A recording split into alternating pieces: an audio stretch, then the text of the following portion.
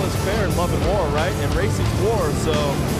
Oh! Getting a little western, hitting sideways, coming in hot. He is definitely on the gas on that XG750. These guys are all having some fun out here.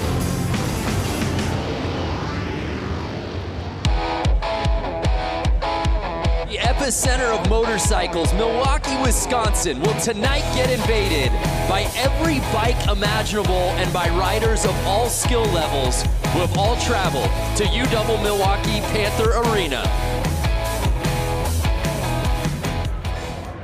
What's up, everybody? Welcome to Flat Out Friday. I am Brandon Graham, coming to you with our entire broadcast team for tonight. Of course, joined in the booth with X Games gold medalist Lance Corey, the voice of sideline reporting at the X Games, Diana Dahlgren, and joining the broadcast team, making his broadcast debut, by the way, pro flat track racer Johnny Lewis. Lance, I'll begin with you.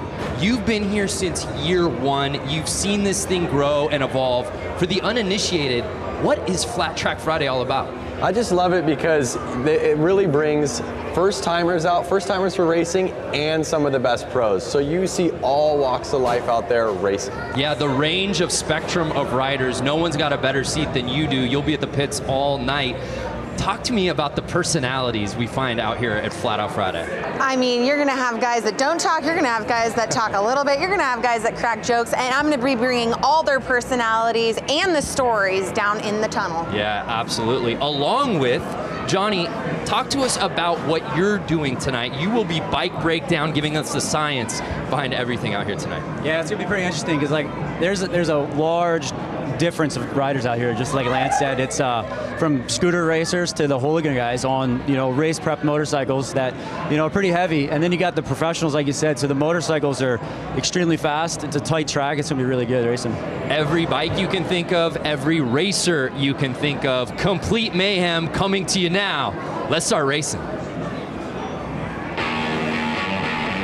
The fans invading UW Milwaukee Panther Arena, getting ready to watch absolute mayhem take place on this 1/16th of a racetrack, Lance Corey. Over 15 different classes of racing we'll see out here tonight, beginning with right there, the JV semis will be kicking things off. At the open amateurs, we have the women's main, scooter main, PW50, that's what the bike I started on right there. Oh, little 4-year-old Lance? That's right. The boonie main, that's my favorite right there. Expert main. And if you've never watched this before, you're going, what do all these things mean? Don't worry about it. We got you covered. Obviously, we've got Lance here in the booth. We've got Diana down on the course. And of course, we have Johnny Lewis breaking everything down for us. Johnny, how's it going down there, man? It's pretty loud. So Johnny will be reporting to us live from the course all night long, giving us the behind-the-scenes access on everything. Talk to us about this opening class, Johnny. Man, there's a lot of guys out here. They had to split the classes. There was 100 riders down to 3 classes, and this is the JV class. The guys are relatively new to flat track, and we just kind of got into it, built a bike, and now they're out here racing. It's pretty wild to see them out here opening the show. Yeah, well said, man. We'll be coming to you all night. So, Lance, we've kicked things off, bud. Racing's looking good already. These guys are they're already warmed up. They've been out there racing all day to get these lap times. Now, talk to us about this course and the setting for those who are just tuning in for the first time. What makes this course so unique here at the arena? So what's incredible is, to my understanding, it's a hockey arena. Right. And before this was set up, there would have been ice out there, obviously. There is not ice out there right now. But there was ice at some point. Oh, I see, but so not now. When they take all that away, the concrete is shiny and it is slick. It's like being in a big store where it's kind of like slippery, actually. Okay. So they end up spraying Coke syrup down, and they let it kind of dry, and it gets really tacky, almost like being at one of those gross bars or something where your feet I have no idea what you're talking about. Your feet kind of stick to the floor, They do that so the tires actually have some traction. 1 lap to go, you see, and there's the checkered flag. And again, we talk about the dimensions of this track. This stuff is at a torrid pace. If you've never watched Flat Out Friday, if you've never seen flat track racing on this scale, don't blink. No, it's incredible. It's almost like racing little mini bikes inside of your garage.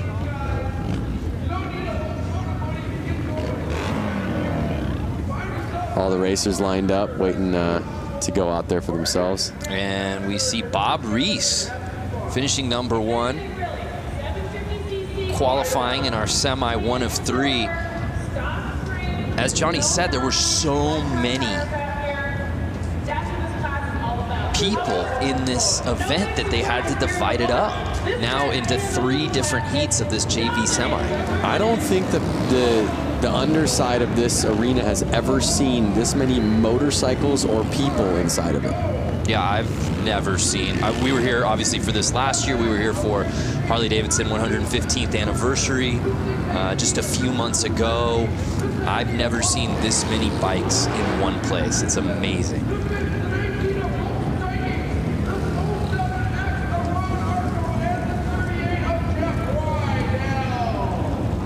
There's a great shot at our track here at the starting line. And one thing you'll notice as we get through these classes, right, Lance, is there's so much differentiation in bike. You'll see categories where you'll see dirt bikes, 450 cc's going against 750 cc's, and it really boils down to traction. Yeah, you're going to see all of these guys out here right now. They're all on the Sportster platform. They're street legal bikes. That's kind of what makes it a hooligan class. And they're heavy, and they don't have much room to get these things to turn, so it can get squirrely. So this is hooligan JV semi 2 of 3. Oh, like that. 2 bikes down already. Pardon my getting on top of you right there, but no, that's what it's all about, and that's par for the course here on Flat Out Friday. I got excited to call that out right after I was saying you're going to see some squirrely riding. You can see them with the yellow flag out. That means some riders are down on the track, so kind of take it easy. And you can see all the riders kind of bunching up because of that yellow flag. It forces them to slow down a little bit, to be careful so they don't hit somebody on the track. So it gets the race a little tighter. Right there, you see a pass. Yeah. And we'll see Rydell in the lead right now. Is anyone going to catch him? 2 laps to go. No yellow flag out anymore, but the white flag is out. 1 lap to go. And now he's lapping people. Lappers can be dangerous, though. And 38 Rydell with the claim, the fist pump. He went double fist pump. I saw he went left to right, back to the left. He's stoked. He's moving on. There's 100 guys here in this class. He's stoked to qualify. I would be too. The JV main will obviously go on a little bit later as we take another look at that crash.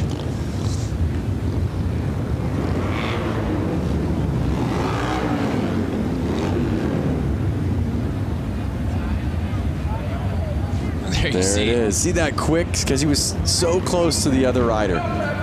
Quick flag change. And again, if you're just joining us, we're in the midst of our hooligan JV semi, 2 of 3. Jeff Rydell taking the win there, qualifying onto the main. Absolutely, the jewel in the crown of motorcycle racing, hooligan racing, indoor racing, this type of racing in the United States, hands down. There's a little bit of everything here, and the focus really is on fun. Look how huge. And there we see the kits. We should, again, different types of bikes, different types of riders. I think the highlight for almost all of us here is beyond the dressing up of the bikes is the dressing up of the riders themselves. Yep, that's for sure. A night like this, they kind of throw on a costume. You see a man right out there in a tuxedo. That's your type of tux. In fact, I feel like that's what you wore to your wedding. It's kind of a full onesie tuxedo. A full sublimated tuxedo. It's like it's a glorious, it's not a tuxedo t-shirt, it's a tuxedo onesie. Yep. But again, that's the cool thing about this class. I mean, these are their bike. Look at the bike closest to us. Oh, and a guy pulled in front of him. But look at the guy closest to us. Yeah. He is actually, you could see his speedo gauges on his bike. This is not a race bike. This is a bike that he takes to work and back, and he wanted to race. It's so cold outside, he's like, you know what, I'll race the race just so I can ride my motorcycle inside today. Oh, and it was 69 getting the whole shot. Nice. Oh! But he's cut on the inside by 00, the Tux man. Can Brandon Gonzalez get back up there to 00? I see the yellow flag out, and Brandon gets him.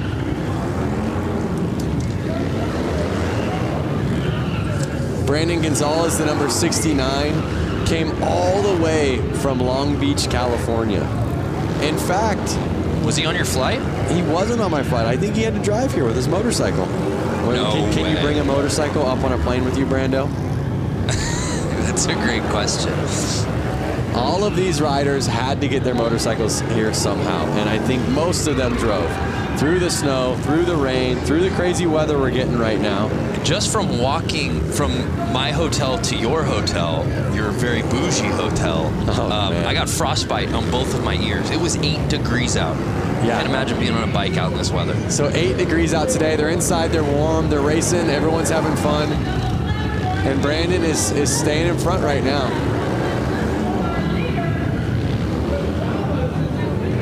Now let's not forget, everyone here in the stands and all these riders, a lot of them are in town because tomorrow we're having the Mama Tried show. Right. A rad motorcycle show in the heart of downtown Milwaukee. And that's really the genesis of this entire weekend, and a byproduct of that is this race because the community as a whole had been coming out here. Yeah, I mean, it just happened naturally. I think the show was already going on. People were in town. People wanted to ride. People wanted to race. It was so cold outside. They said, hey, let's rent one of these arenas and let's all start racing motorcycles in there. They were letting their kids race. Everyone was racing. And you're going to see that tonight. You're going to see 4-year-olds out there on this track racing.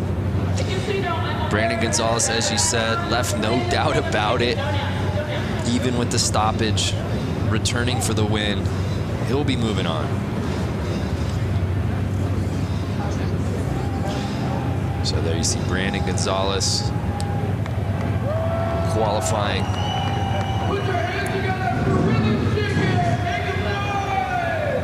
So I hear the crowd getting loud out there. Oh my goodness. We have dirt bikes coming out now. If you guys want me to chime in, I got some stuff. Yeah, Johnny, you're down there, man. What now that we're a few heats in, what's your takeaway so far?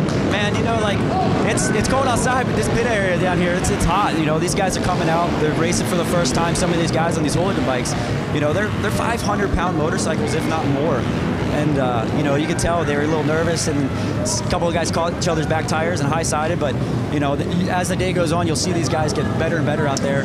And Johnny, just a lot of nerves. And Johnny, while we have you, as we get ready for the Open Amateurs, how many of these guys that we're seeing in certain classes will we be seeing in other categories throughout the night? There's a good amount of guys that, you know, chose to ride the Open Am, you know, but they jump on a different bike, jump on a hooligan bike. You know, 59 out there right now, you know, he's riding, I think, 3 classes, you know, hooligan, Open Am, and then the Bunyan bikes, the little chain-driven motorcycles, you know, ripping around when we see them at the end of the afternoon. So he's got 3 classes. Yeah, that's a fan favorite for sure. I guess if you come all the way out and you've got the artillery and you've got all the different bikes, why wouldn't you do it, Lance? Definitely. He's a local boy. He just loves it. Oh, we had a gate jump right there. Oh, what? Wow, what a feeling! Look at back. How far back is he going? 2 back. I thought he was going to push him back into the tunnel. Yeah, you don't want to jump the gate. Speaking of jumping the gate, 59 getting that early lead. Notice these bikes, they're a little bit quicker, a little bit lighter. These guys are kind of getting on the gas a little bit more. You can see the bike sliding out. Something about a heavier bike, you kind of want to ride it a little bit less aggressive and use that weight to kind of carry you through.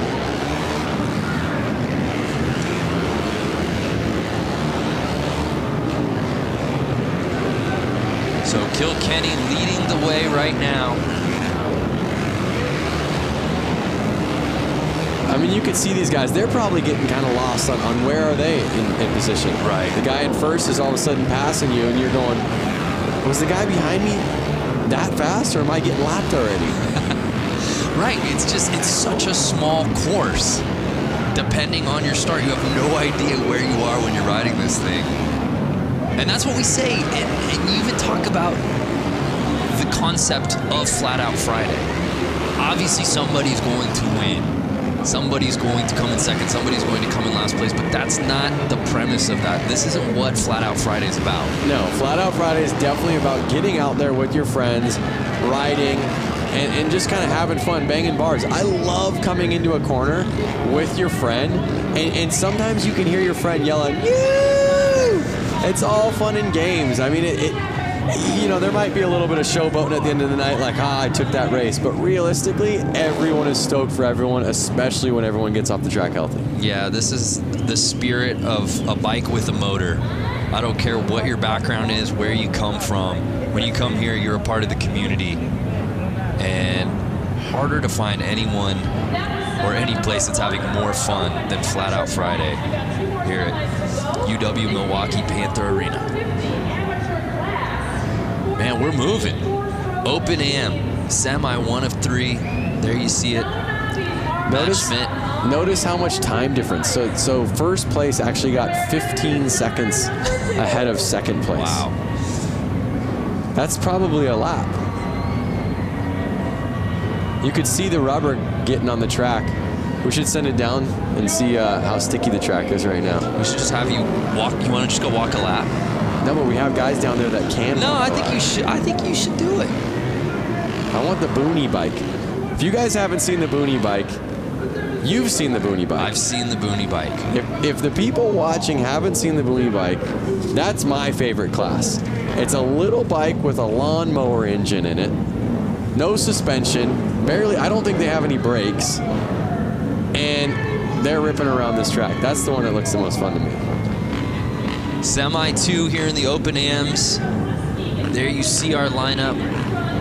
Some familiar names in this one, Lance.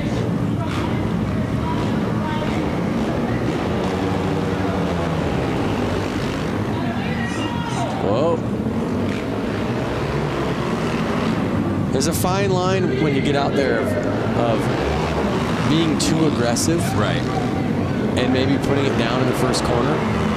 What kind of rider would you be, Brando? Yeah, I think I'd go aggro right out of the gate. Would you? Yeah, it's the Ricky Bobby mentality. If you aren't first, you're last, right? Okay. So you kind of go for it. But as we were talking about before, it's so hard, probably midway through that first lap, to really, if you're not in the lead, knowing where you are. Yeah, for sure. And you just kind of want to keep picking off the person in front of you, picking off the person in front of you.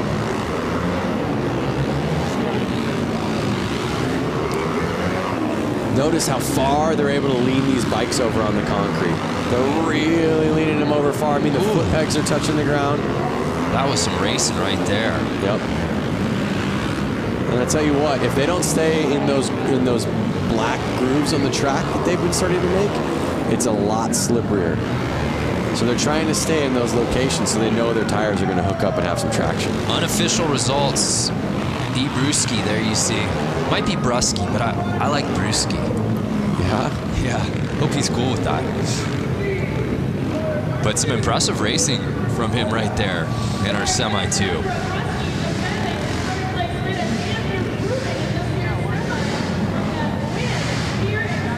Take a look. It was that 38L bike who I believe got the whole shot early.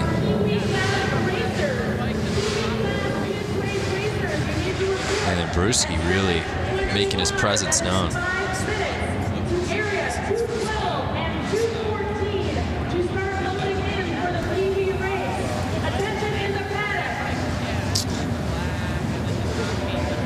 So our results are in. You see Bruschi and Blasky. So 1 and 2 qualifying forward. Yep. I was just going to say, you see the Q on the side of their name. That's what is kind of letting us all know that they're going to make it to the main event. We're still just in the semis right now. These are just every rider that signed up. Towards the end of the night at this show, you're going to have all of the fast guys battling. That is really where it gets intense. Yeah, it's really neat. As we said before, you come through the tunnels here of the arena and you see all the bikes lined up. You see riders from all different backgrounds. Obviously, there are some very familiar names here who we'll be getting to a little later in the show. And then you literally see 10-year-old kids completely kitted up alongside like a Jeremy Twitch Stenberg, you know? Yep, it's amazing. And where else are you going to find that? No, exactly. You do see Twitch out there, who's well known in the motorcycle community, taking photos with all the kids that are geared up as well. I was one of those kids at one point, and I see little PW50s out there, the little teeny dirt bikes, and it brings back such good memories. And one thing about motorcycle racing, it's such a family sport. You really need that family support. It really creates, like you said, that community. Everyone's there to help out. Everyone's willing to lend a hand. And they're off. 25. And the Stars and Stripes getting the early lead.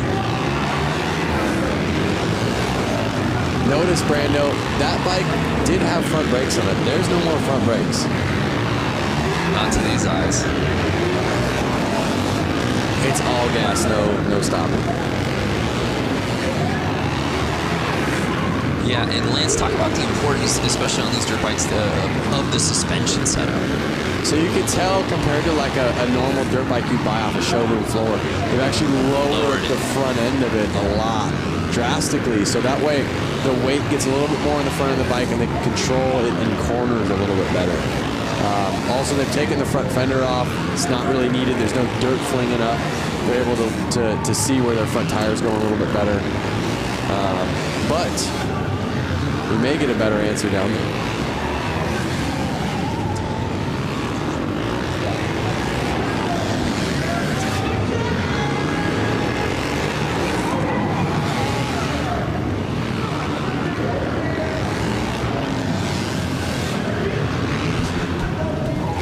So the unofficial results are in. And it's C-Funk, who looks to be qualifying to the main.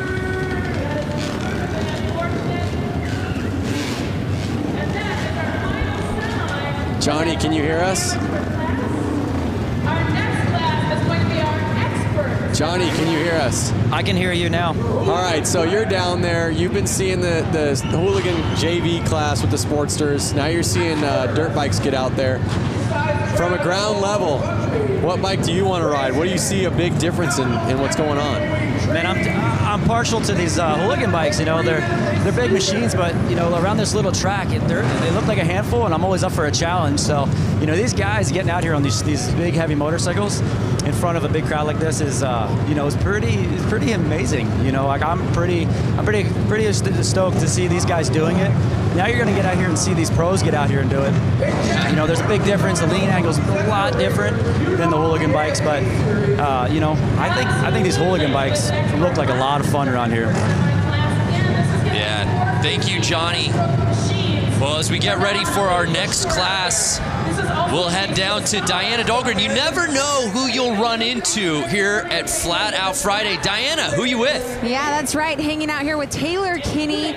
You're starring on NBC Chicago Fire, and you are a motorcycle enthusiast. You've been here with Harley-Davidson quite a few times to Milwaukee. How have your experiences been so far? I came up, I think, August of 2018. Sorry. Whoa, guys. Hey, there we go. For the 115, the Harley anniversary, came up, had some cheese curds, rode around, saw the streets, saw the lake. It's beautiful, and then coming to the track, I couldn't be more happy. So you got to get out on this course earlier today with guys like Jeremy Stenberg, Buddy Suttle, Johnny Louchback right behind us. How was that riding on the course? It was fun to rip around the track. We got here early. I think we were the first ones out. The concrete was a little cold. Tires were a little cold. We slipped around a little bit. Twitch came out, started lapping us. Buddy came out, started lapping us. We picked up the pace and had a good old time. But yeah, after seeing what the guys are doing tonight, I was telling a couple of the boys, I think I would have ended up in the hay. Well, big round of applause. You didn't end up in the hay this morning. Thank you so much, Taylor, for coming to Milwaukee with Harley-Davidson. It's an honor to have you at an event like this. Guys, we're going to send it back up to you. God bless. Thank you. Love it. Hollywood taking over Milwaukee out here today at Flat Out Friday. Fans watching right now, are you interested in riding flat track at this summer's X Games in Minneapolis? The 2019 Harley Hooligan Qualifier goes to LA this year, taking place at the Born Free Motorcycle Show on June 20th. Keep an eye on Harley-Davidson's social media and how to register. It all goes down on Harley-Davidson's social media, and you can find out more info at xgames.com.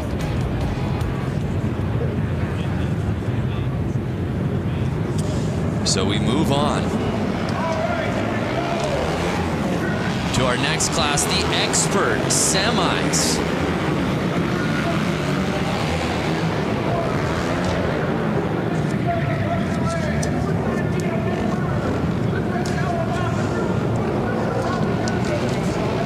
So here we see our first heat of the pro class. Jumping up to the line.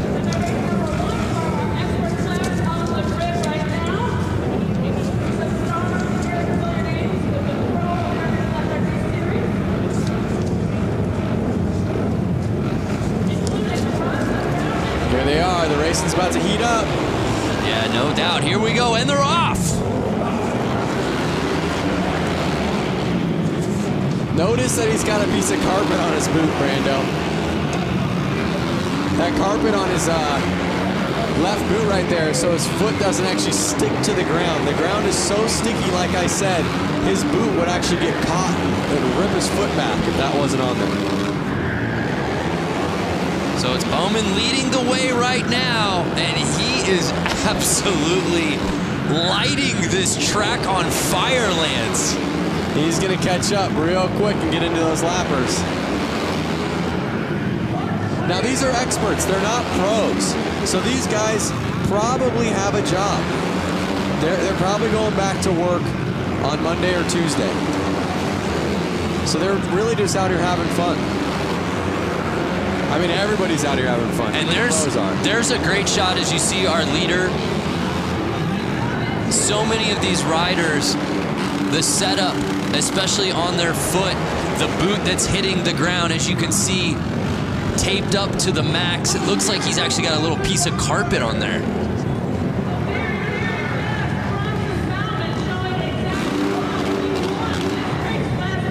There you go, he's stoked. Right from the get-go, he does not look back. Takes off, and he's gone. That's what we call a no-doubter, Lance. Bam. See him lift his foot so he can kind of bring it over those cones that are saying, hey, this is the inside, don't go any further.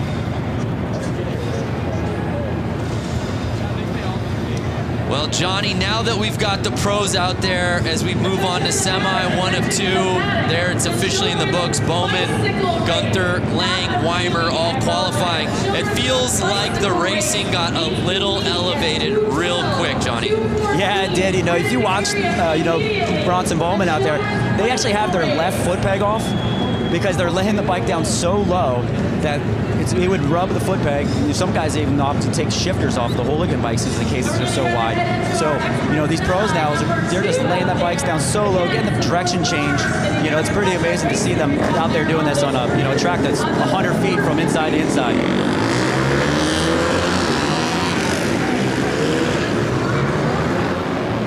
I love that camera angle of that straightaway as our next heat moves up. Look at them coming out. They're just so fired up. That lap that they just hit, they were behind the gate. They're like bulls waiting to go. I'm telling you, everywhere it seems like it's raining or cold. These guys are stoked to be inside, warm, riding their bikes with their friends. And there's a look at our semi 2 of 2 roster here in the expert class. 8 riders. Half of this field will be moving on to the final. Who will those 4 be? Let's get ready to find out.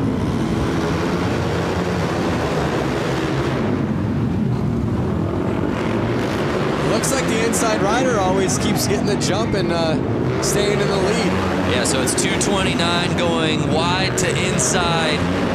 Can he fend off the field early in this race? So to my knowledge, they basically all had to time qualify during practice to get what qualifier they're in and probably their gate pick. So usually the fastest rider gets first gate pick. And so that's why we're seeing the guy on the inside. He's choosing that line, and he was also the first one to choose it, and he was the fastest one in his class. That's kind of why we're seeing him be able to take off and lead the race and win the race in the last 2 classes. So it's Mishler leading the way in the 69 polka dot kit. Can Monaco catch him on the final lap? No, and it's Mishler taking it. And it looks like Weiss might have actually passed Monaco there on that final lap.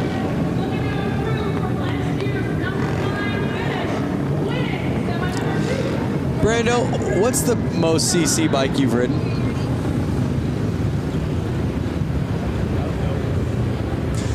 Oh, let me look back in my lifetime. You know what? I think it's got to be a 900. A 900. A 9. So to give you an idea, these are 450s. Right. And the Sportsters you saw out there were basically 1200 cc's. So you can imagine how big that bike is. That I can. I can imagine it. I can imagine it.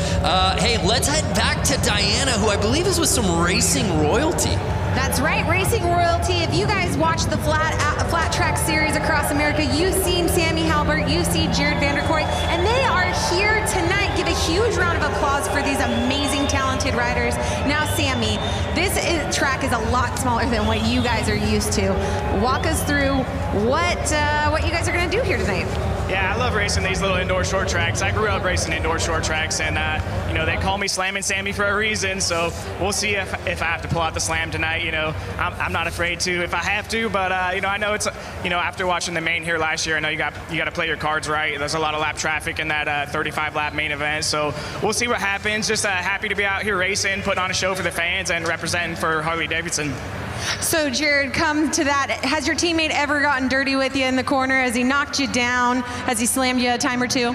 Yeah, we've had our run-ins in the past, but not as of recent. But yeah, it's going to be a good event, so hope you guys all enjoy it. It's going to be a good time. So thanks Harley-Davidson for having us out, and everyone for coming out here, and hope you enjoy. You guys give a huge round of applause. Jared Vanderkoy, Sammy Halbert, you guys are amazing. Thank you so much. Guys, back to you. How about Sammy just saying, hey, I'm ready. If I got to throw up elbows side to side, I'll do it. Yep. They call me slamming for a reason. I'd be a little worried to be in his semi. All right, here we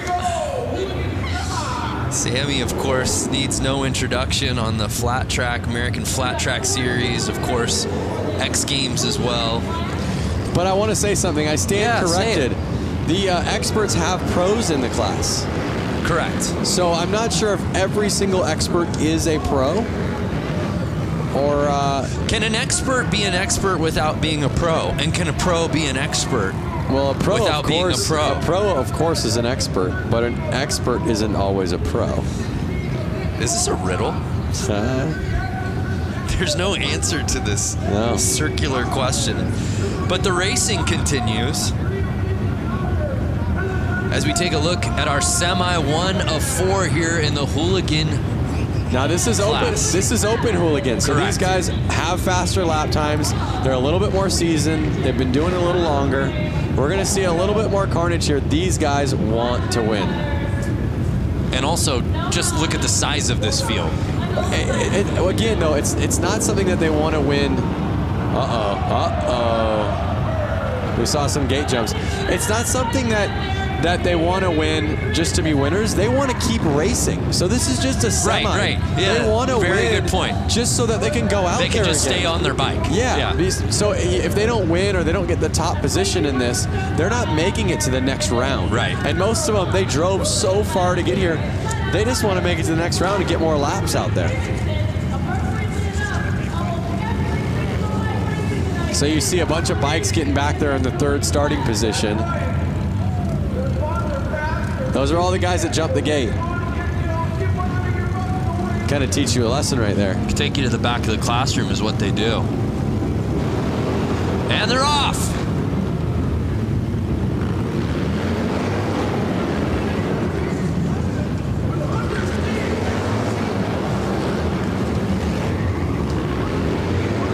And it's early. It's Clements leading the way, trying to hold off Young and Carlson. I know Clements himself traveled all the way from California to get here, so he wants to stay out there. He wants to keep racing. And is there a better outfit early on than Carlson's tassels? I'm getting a very Lloyd Christmas briefcase money look. Oh, he's in the lead. Yes! He grasped the lead with the tassels. You would think that would be a hindrance, aerodynamically speaking. I think that's something like, I'm the man. Watch out for me. You gotta be pretty tassels good. Is bold. You gotta be pretty good. 100%. But here they are getting into lap traffic, and this could cause some problems. Final lap. And there it is. Checker flag is out. Clements with the win. He's going to the final. Some great racing here in our first Hooligan Semi. Oh, wait a second. It says Clements to the win, but I think it's reading wrong. I think so, too. Again, those are unofficial because it's the 45X that I stand corrected. That was leading the way. How about that? There was the pass. You want to talk about breaking bread? Number 2, coming up, the 142 of Danny Alves, the 67. Again, some guys will wear the tassels to be noticed. Hey, look at me. Yep. And other guys are just that bold. I think he had a little more winner. Benny Carlson. It was Benny Carlson that wins it. And notice he's the only one that's going to qualify. Jason Clements, all the way from California, is turning around. Less than bragging rights, he doesn't get to go out there and race again. Got to bring your A game in these semis, Brando. Yeah, well said. The show must go on.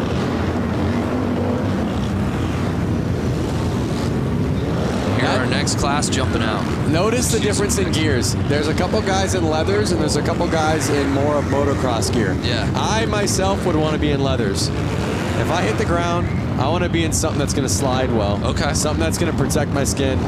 So it's interesting to see, who chooses what. Hypothetically speaking, you're wearing your leathers. What's Lance Corey in this class? What are you wearing? What do you look like? I look like number 100 right there. Dialed. Ooh. Even number 81 back there, he's got leathers on. So you go Johnny Cash. I go Johnny Cash. I would be in a Harley-Davidson jacket and chaps. Well, we'll have to get you out next year, Lance. Out of the booth and onto the track.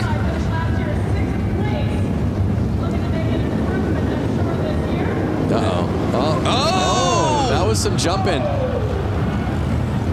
So he wore leathers, he was there with the protection, but he was a little too anxious. Well, and you think about it like this, Lance, right? Most of these guys have been getting practice laps earlier in the day, and there was some racing, some qualifying even to get to this point before we even went on air. But a lot of times now it's getting to sit and wait, right? You've been waiting for this moment for your name to be called. Adrenaline is pumping. Yep. Can you really fault these guys for false starts right out of the gate when they've just been waiting? No, you can't. There they go.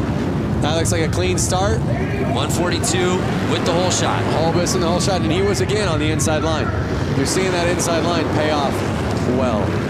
Will he cling to that top spot, though? It's looking promising so far.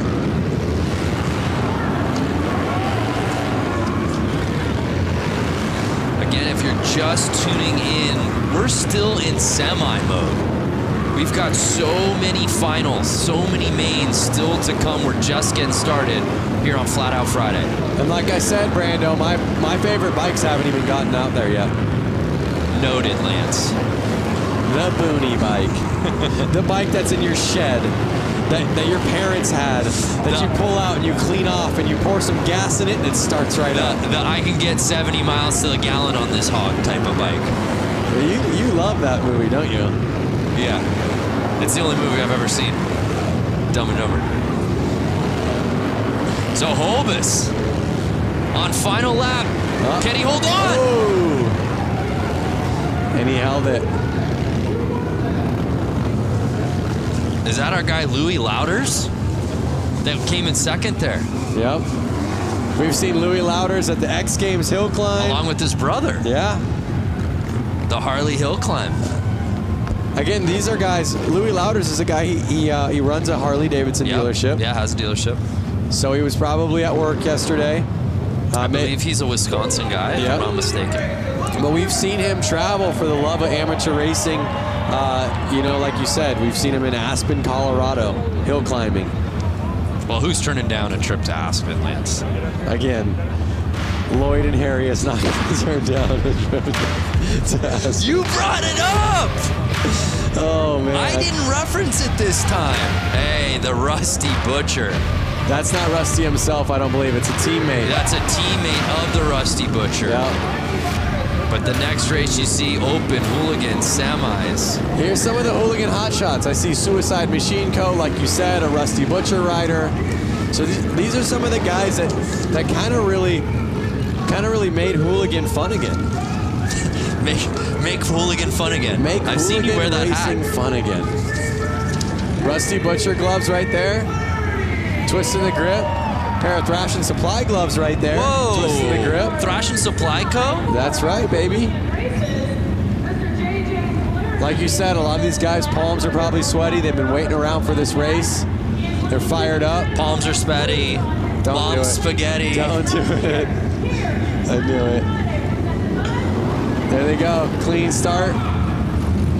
963. Mikey Virus, a Rusty Butcher, got the lead. He was on the inside line again. What a clean looking bike. I was just going to say that. These guys build these bikes specific just for this event.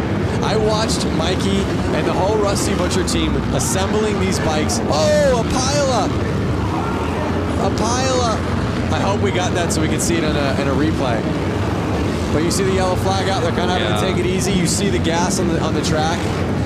Yeah, we got to take another look at that. Speaking of setting a bike up, you got the opportunity to build a Harley-Davidson this week. Yeah, I've been in Milwaukee for 3 days now. We have a competition called the Brewtown Throwdown. Correct. Where basically two teams built bikes. You guys might have seen this in the show a little earlier on, but we were able to build 2019 Street Bobs. We had 2 days to do it. My team, the Quick and Easy team, we made a bike that was kind of replicated after a 1940s flat track race. So something a little bit more old style. The other team, Super Bob, I want to say? Yes. Super Bob, they made a bike that was a little bit more Supermoto-ish, a little bit taller. To me, it looked a little Mad Maxy. I'm digging my bike. I hope you guys vote for my bike, Quick and Easy. Yeah, tomorrow. both are beautiful. Check it out on the Harley social and then also Lance Corey's social. So we might be able to see the crash. There it is. 2 riders must have collided. Suicide Machine Co. Yeah, it's great, actually, all things considered, that there wasn't more carnage there. Yeah. Only the 2 bikes went down. You see them getting the gas up the track. There you see Mikey qualifying out of that entire group. Only Mikey moving on. But again, Mikey Virus came all the way from Los Angeles, California. So a guy like him, he's stoked. Amazing crowd on site here at Panther Arena to watch what has really become an annual tradition. Now, here you have the Rusty Butcher. Yes. I've seen Mark Rusty Butcher win this race before, all the way through, all the way to the end of the night. He took it home with a W. Then I've seen him come back the following year and I think crash out pretty early on. And again, he wasn't mad that he didn't win.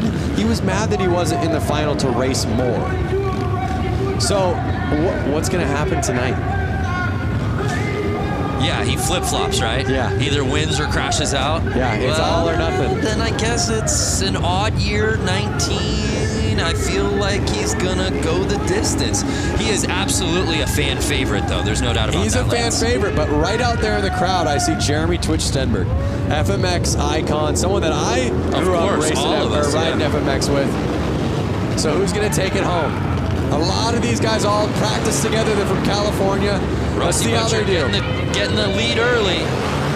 Can he hold it together? Mark's looking real smooth.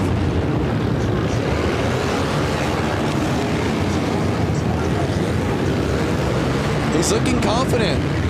He's got his eyes on the prize, but you see a couple riders on his tail. They want that position.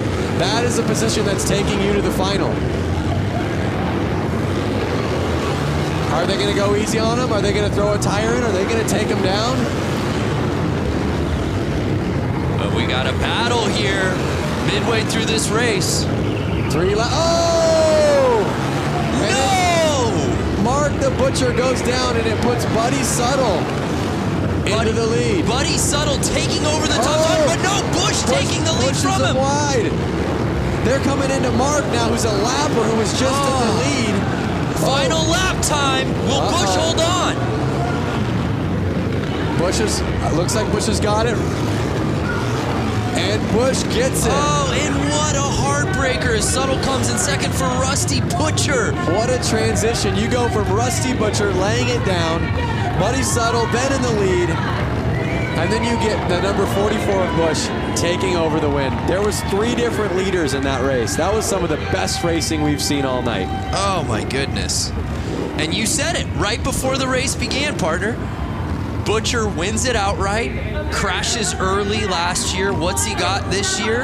In the lead, we think he's got this thing comfortably, and crashes out. It's such a, I feel so bad. And there you go.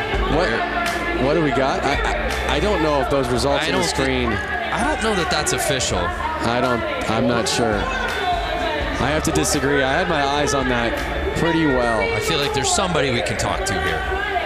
Please put your hands together because there is going to be a wedding taking place. Well, before we move on to our next race, here's a word from our Diana Dahlgren.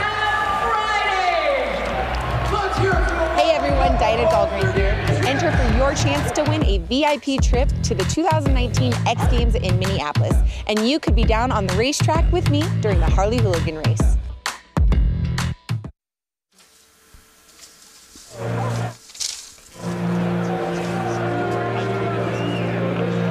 Check out the kids down there. On bicycles, pumped up. They got their helmets on. They're ready to go.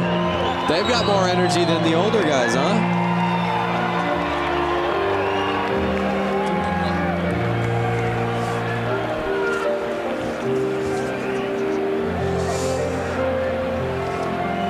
This is what I like to see. Yeah, there you see the young fans. It Flat Out Friday brings out everybody, including some influencers who came out and were able to take some laps around this course. Let's take a look at that. The track feels really good. We got a little practice in there. It was fun. I grew up racing motocross, so it was cool to do this. It's something different and something I definitely want to do in the future more. It was fun just to go out and get a couple loops in, watching these guys follow lines and get a feel for the track. It's my first time actually even touching concrete. I've seen so many videos of everyone barely scraping their primary and eating it, so I was trying to be cautious out there as much as I could. It's pretty tacky, but it will spin a little too, so I think it's exactly what you want. it was awesome riding with these two big trees. But I honestly think we got them. Yeah, I got to keep it on 2 wheels and yeah, not crash. I got 100 cheese curds on Buddy to take the whole thing. Some heavy hitters. Yeah, there you have it. That are part of it. And there's your bike. Yep, there's the bike that I just got done building over 3 days. She is a beaut, man. Well done. Oh, I'm so stoked on her. I really wish I could take her home. Notice how the front and back tire, they're the same size. I love that look. Yeah, everything about it, the paint job, it just,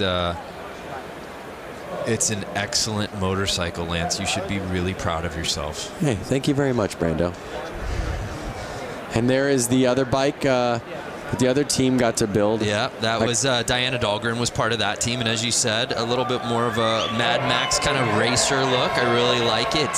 Hey, we're still in the middle of all these semis. Let's send it back down to Johnny.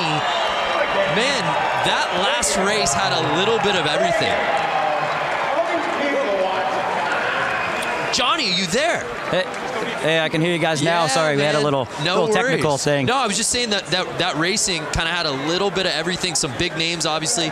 Rusty Butcher, we thought was going to take it, going down midway through that race. Yeah, you know, he just got in there and the bike started chattering a little bit and the front end went away from it. It's, you know, he started getting that lead and started riding a little tight. And when that happens, you know, the bike just kind of handles differently and he got that front end push and he lost it. So, you know, that's been kind of a thing that's been going on a lot lately is, you know, just guys, you know, getting offline that little bit and somebody snicking, you know, right underneath of them and then bumping by. That's how, you know, Carlson got the win that last, you know, the one before. He just, the guy ran wide a little bit and just snuck up the inside. So, you know, that's what it's going to be all night long. It's just guys kind of, you know, jumping in and, you know, when that opportunity comes available, they go for it, and that's going to be the racing tonight. Yeah, and Johnny, Lance had said it really seems like the theme is whoever's got that inside start has seemed to get the whole shot. Are you seeing that too down there? Yeah, you know, that's why they did the qualifying for the guys that you know, the bigger classes today to provide that opportunity to kind of you set the stone right out of the, you know, practice staging. You know, get the guys out there, get a good lap time, get that pole, you know, and that's kind of the key of the race, you know, just trying to get that pole position, keep doing it, you know, throughout the evening for that main event. Thanks, Johnny.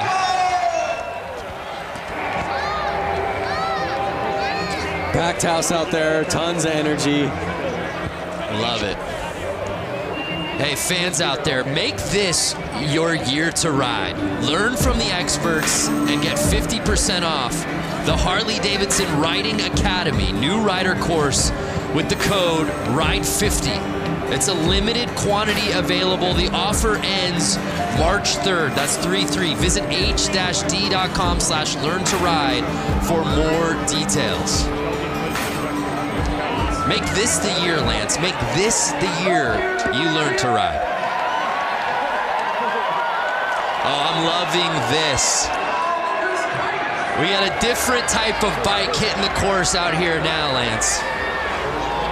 That's, now that I have a kid and you have a kid, I just taught my daughter how to ride a bicycle. Is she not out here?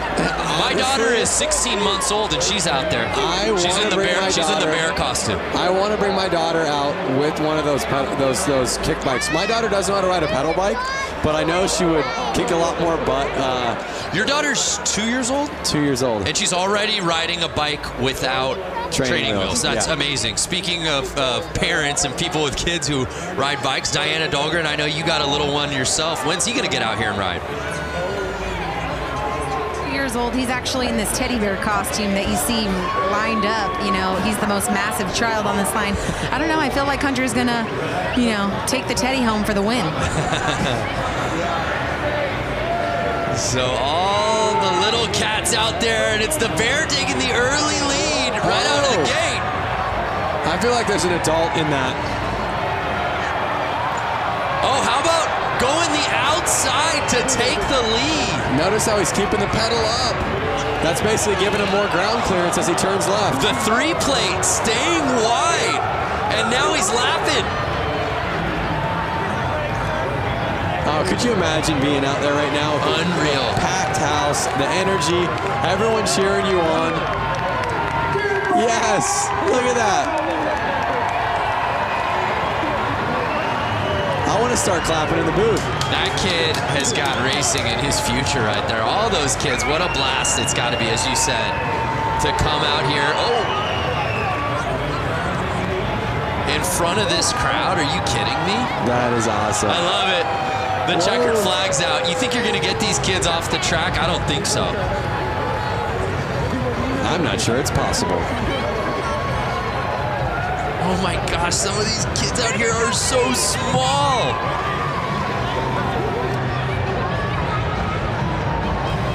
Speaking of kids and bicycles, Lance, I know you just got a new bicycle. I did just get a BMX bike. I grew up riding BMX bikes my whole life, which I'm sure these kids are going to do. I'm sure most of these people racing have done. Most people in the stands. And it just was something that, it was like a calling of like, you need to kind of go back to what you did as a kid and find that real organic fun. And did you find what you were looking for? I found exactly what I was looking for. According to your Instagram all last week, it seemed like you found it pretty much every day at the park. Yeah, I went to the skate park every day and had a blast. Look at that little kid cruising his little pedal go-kart.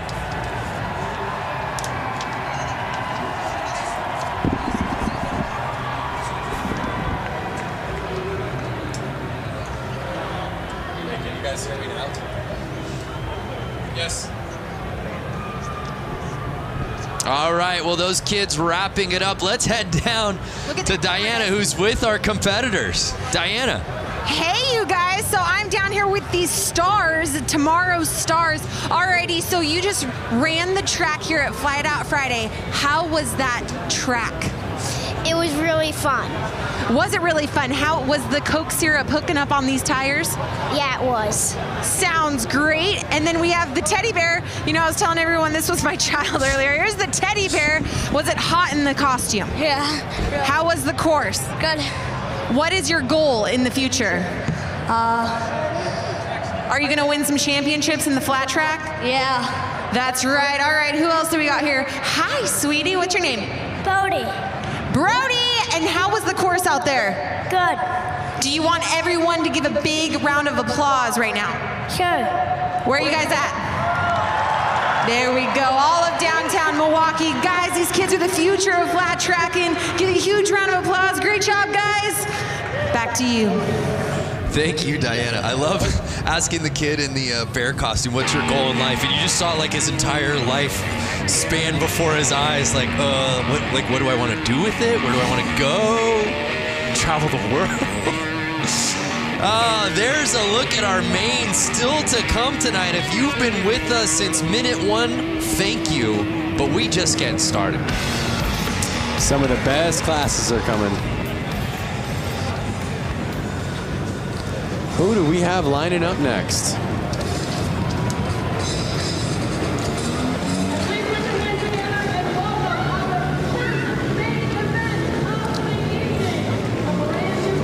So here comes our new class, and I'm not totally sure yet. I'm gonna wait for the graphics to come on screen so we can all find out together. My paper says Mad Dog Maine. That's right, Mad Dog the Maine. Graphic. Mad Dog Maine. So I'm not sure the rules of Mad Dog Maine, but I'm seeing a lot of kind of four-stroke mini bikes out there right now. All different sizes. It kind of looks like bikes that would be in the range of 80 to 125 cc bikes. So we've got 12 riders out there, as you see. You see guys, or you see people in sweatshirts. You see people in motocross gear. You kind of see, again, he might have just came right off the street and he's racing right now. There you see Sean Sheely was the top-ranked qualifier. What do we got, Lance? Someone must have jumped the line or something's going on. A little line jumping. Like a little tire kick from the dad shoes. You see that? And they're off. Oh, Sheely getting squirrely. Whoa. Can't take advantage of the positioning. And it's... Whoa, the track looks like it's getting a little slippery out there. You see the spotlight right there on number 75. Jacob McClutchin. I don't think that kid needs a spotlight, guys.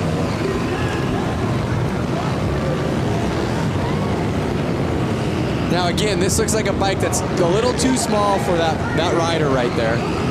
And but again, sometimes riding the smaller bikes is more fun. And it feels like, again, traction, the name of the game on a course like this. Having that bike control. Oh, we see a pass. Bike control is key out there. Smooth and steady wins the race. You saw, just like Johnny said, Mark the Butcher, he was getting a little hard on his bike. He was riding a little too fast. Because he lost his smoothness, he ended up letting it go. So it's Ryan Stephen leading the way, and it doesn't look like anyone's going to catch him, Lance.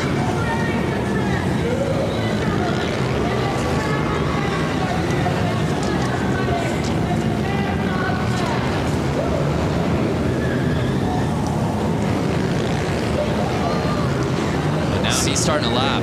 Some great racing out there. You're seeing bikes that are pretty new, bikes that are from, the modern era, and I even see some bikes that are probably 10, 20 years old out there.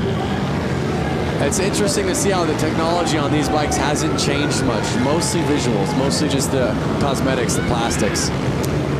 So final lap, and it's Steven taking the win, at least unofficially, but to these eyes, you can pump that fist, Steven. Ryan Stephen taking the top spot, followed by McClutchin, excuse me.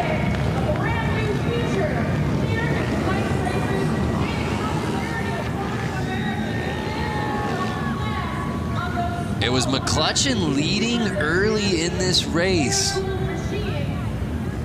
And let's see if this is where the pass took place.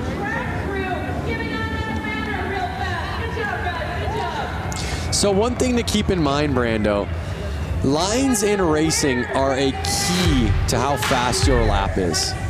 So basically, what is the quickest way around this track with staying the smoothest at the exact same time? So you can almost look at it as, if I walk this track on my feet, what's going to be the easiest way around it? Well, it would be on the inside, right? So on the corners, you want to be on the inside.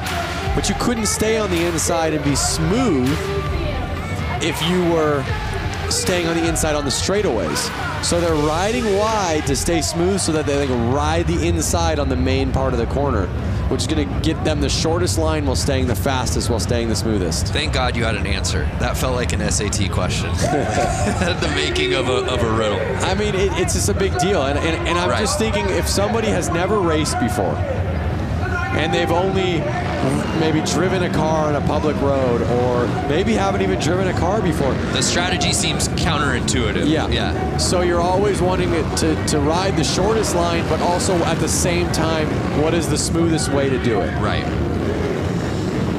So here's the JV Hooligan main.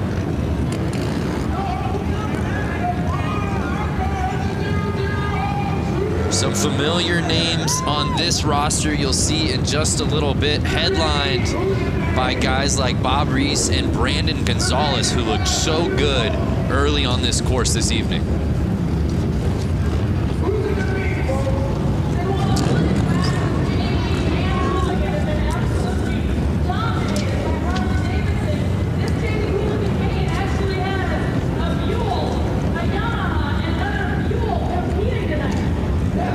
Got 3 different bike manufacturers out here, but it's certainly Harley-Davidson dominant in this class.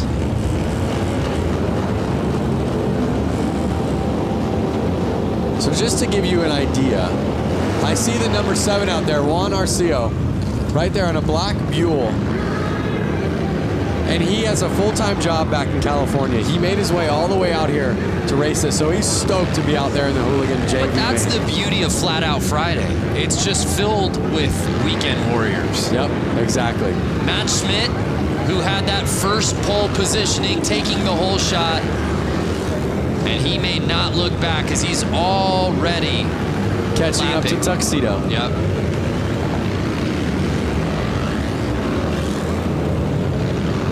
Lappers pushing wide right there. Schmidt staying in the lead.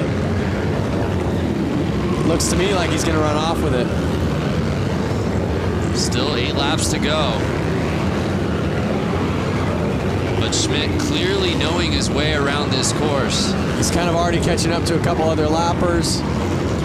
And you see that for those who haven't watched before already, the etiquette for some of these guys that are getting lapped. They're merely getting out of the way. If you're getting lapped and you know you're getting lapped, the nice thing to do is kind of let that guy by.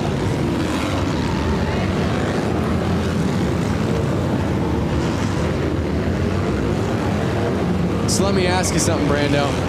If you were out there, what type of gear would you be in? The tuxedo?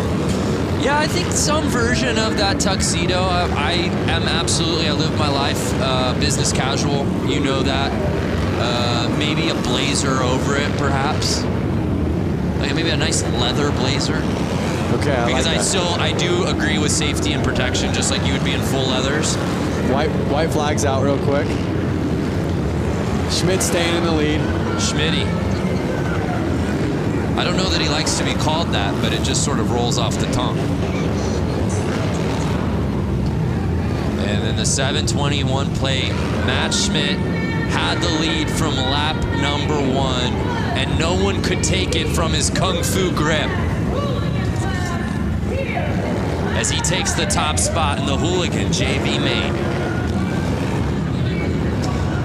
A lot to like about this racing, as you said right out of the gate, right before this thing began, about the strategy and how these guys handle this course.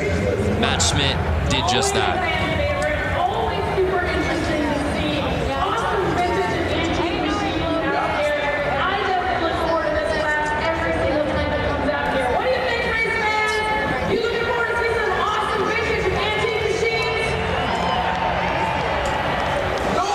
So it's Matt Schmidt taking the top spot. There's a look at our results from the Hooligan JV main.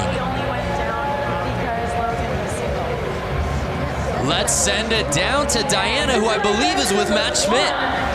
A huge round of applause for Matt Schmidt, who's taking the win here in Hooligan JV class. Matt making it look so easy out there. It looks like you belong with the Hooligans. How was the course? The track was awesome. It's the first time I've ridden concrete, and I signed up late, so I got stuck in JV, but it was a good first outing. I got to thank SNS Cycles, my coworkers, my friends. They gave me a good seed to ride this evening, so thank you, everybody. Congratulations, Matt. Guys, give him a big round of applause, and guys, we're going to send it back to you at the booth. Yeah, Matt Schmidt looked so good out on that course, and again, you're just seeing the level pushed as we move on throughout these mains. But like you heard him say, it's his first time riding on concrete or racing on concrete. He was saying thanks to his co-workers for helping him get out there. So you have a guy who again, does not do this by trade. Right. He's an enthusiast, he's a gearhead, he's a motorcycle rider. Which blows my mind when you say that, when you look at how he raced out here tonight to win that thing. Looked so comfortable, and oh, by the way, he's never raced on concrete before? Come on. But so many of these guys have a similar story, Lance. We move on to our next race of the night. It's our brakeless main. One thing about these guys, a similar story, is they all have no brakes. Hence the name. Whatever they're paying you, Lance, double it. That's the sort of analysis that people are coming here for. So there's a look at our roster for tonight's brakeless main. Randy Brolick will be in that first position on the inside.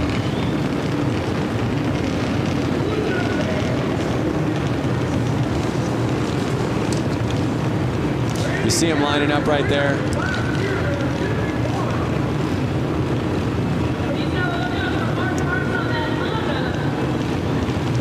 Oh, let's go to the gram. Oh, excuse me, I believe this is Twitter. Paul James at James Gang Racing. Go time. Only one round of practice on to the heat races at Flat Out Friday. The girls who ride out ya at Flat Out Friday. Women's hooligan races are so rad. Could not agree with y'all more. The girls who ride. Hashtag Flat Out Friday. Join the conversation. And Randy Bralick, the 51 plate, shot out of a cannon, Lance. He did. Look at him just dragging that foot on the ground. Oh, he brought it up right there. Dragging his foot with the carpet. Brings it up on the straights. Puts his foot down in the corners. He puts his foot down in the corners kind of to brace himself so he can feel where the ground is. So he doesn't lean it over too much. Because again, if he leans it over too much, he'll start dragging peg, which could then send him off his bike. Excuse me, there's 251 plates. I incorrectly said Bralick. It's actually Barry, Randy Barry. No, rider down.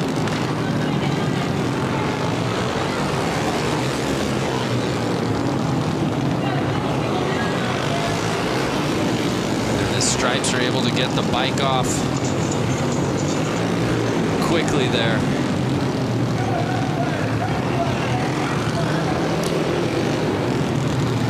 That was the 15, Kendall Lutchman, that went down. One thing that's so cool about this race is they really keep the styling so vintage and so pure to flat track with the striped shirts for the track helpers, the all white gear for the I'm not sure what you would call them, the track kind of flaggers, and I guess they're the flaggers. Oh, it looks like he's hurt maybe. Yeah, so we have eyes obviously down there on the course. Diana, what'd you see? What happened there? Yeah, so basically it just went down in the corner, but what my angle shows is that his leg got trapped under his bike, and it just took a couple. But right now, with the red flag, since they got so many, and they're going to do stagger. We losing Diana there due to some tech difficulties. We'll try to clean things up, but that's a tough go. So I don't know if you were able to catch it earlier, but the front wheel on his bike, look at the front wheel. Tacoed. We call that tacoed because it's folded like a taco. Oh, that's why you call it taco. I'm done trying to help No, I you. gotta tell you, the stuff that I am learning from you, Lance, is just blowing my mind. Doesn't look like he's doing too well. I mean, he's back up on his feet, but yeah, it's good to see him popping up. But how? I mean, my goodness! I hope that Panther Arena gives this man a hand, because you see what happened, and as Diana said, basically that wheel going over the leg. You see what happened to the wheel. I'm not even sure if that bike rolls. I think they're gonna have to lift the front wheel up to get off the bike. But you see the rest of the crew lining back up to finish this race.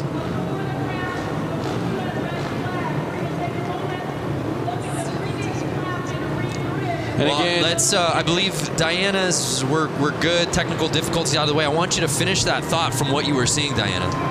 Yeah, so they're staggering the riders. This is typical with a red flag. They're relining them up. But yeah, from what it looks like with the rider who went down, he's standing up now. Good sign. Looks like he just really might have banged up his leg. But looks like they're walking him off the course now, as we can see. But yeah, we're lining up the riders. We're going to get this thing back going. A couple riders did pull off the track, so we're down to 4. Guys, let's go racing. Yeah, I love it. Thank you, Diana. And there you see them trying to get that bike off of the course. As you said, it's not just gonna roll off. And the show goes on, and again, 51 Barry. He's on a mission, Lance. he is on a mission. You saw he was the fastest before that crash happened, and he's just putting it back down and proving he's the man to win this race.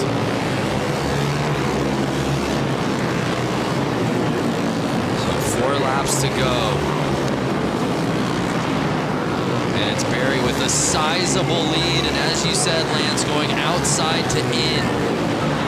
You don't think it's the fastest way to go, but that is the route to success out here on this course tonight. And Barry doing just that.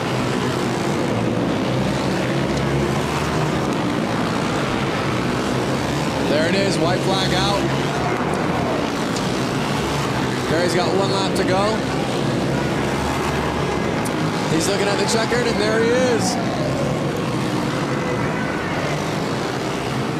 Taking that main home, looking back at his friends.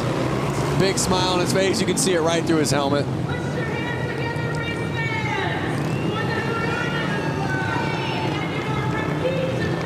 So even with the crash and a little carnage, it was Barry who had to, even after the restart, get that lead back and win it outright, and that he did.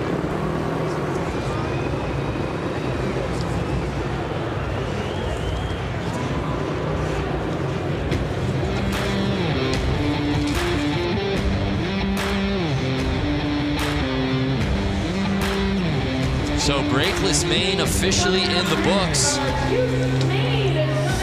One name I do want to point out, Chuck Dickinson. I don't know if you've seen Chuck around. He's always here.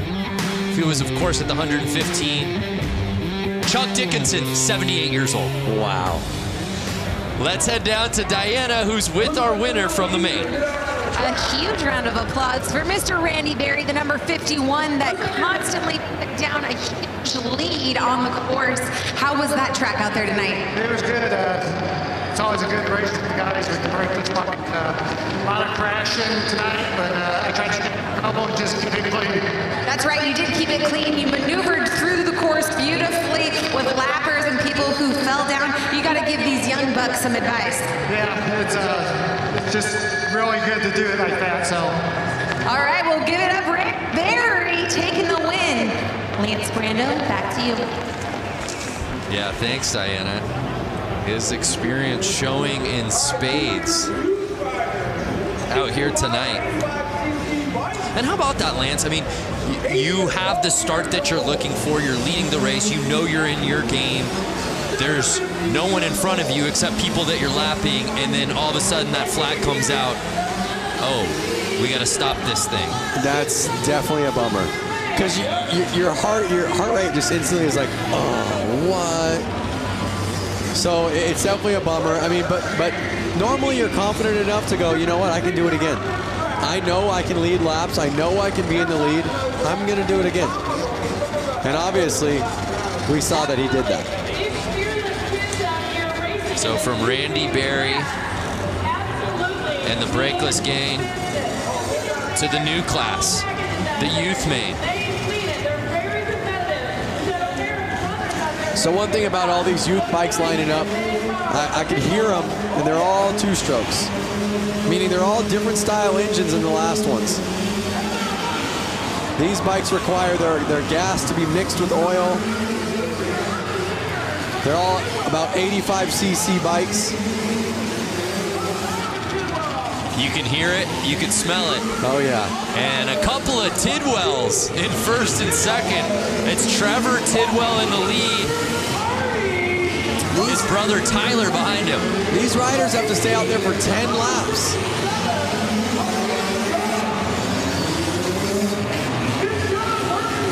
I see a couple 60cc bikes out there.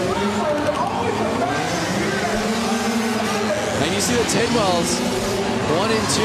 Do you think that any bit of their training together is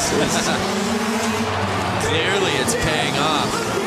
Are they gonna do the slingshot move towards the end? Oh yeah, a little shake and bake. Oh, little tire tapping. Young with the pass. And Young passing Tyler Tidwell. Oh, Young's in the lead with 5 laps to go. He is putting the power down. You hear the crowd going wild. The crowd is going off. You see Young. This is the back and forth we've been waiting for. Can he hold it for 3 more laps? Wow. Vince Young passing Trevor Tidwell, and just 2 laps to go. Can he hold on? Final lap time.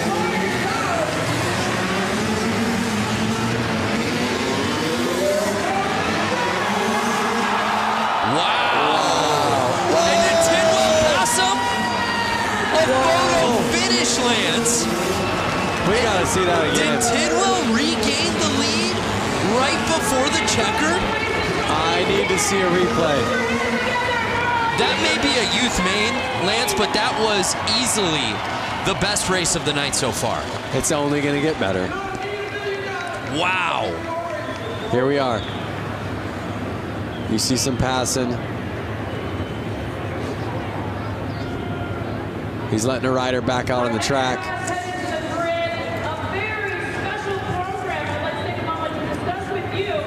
Let's see if we can see that checkered flag pass.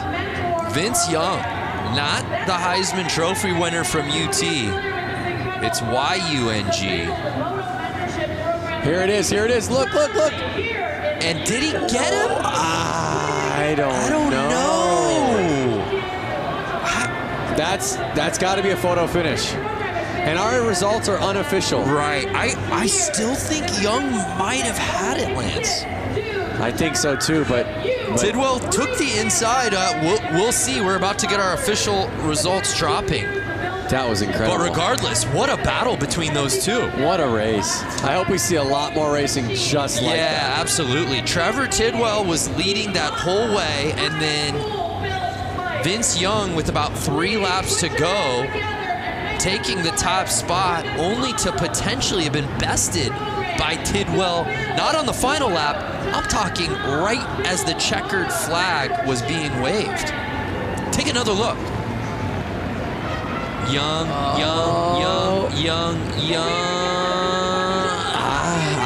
Tidwell on the inside just makes it so interesting. Look at how leaned over Tidwell was. Carrying his momentum right out of that corner. Leading the bike. That's some savvy racing right there. Incredible. What's up, everyone out there? That's a lot of people getting on the Jumbotron for the first time in their lives. Oh, kiss cam. Kiss cam. All of these machines are built by local high school students. That's right. So they're going to the tape right now, really taking their time. Who's your money on? I still think it's Vince Young. Some more social coming through. Bikes going fast. Zoom, zoom. Hashtag Flat Out Friday. I love it. Not Simone.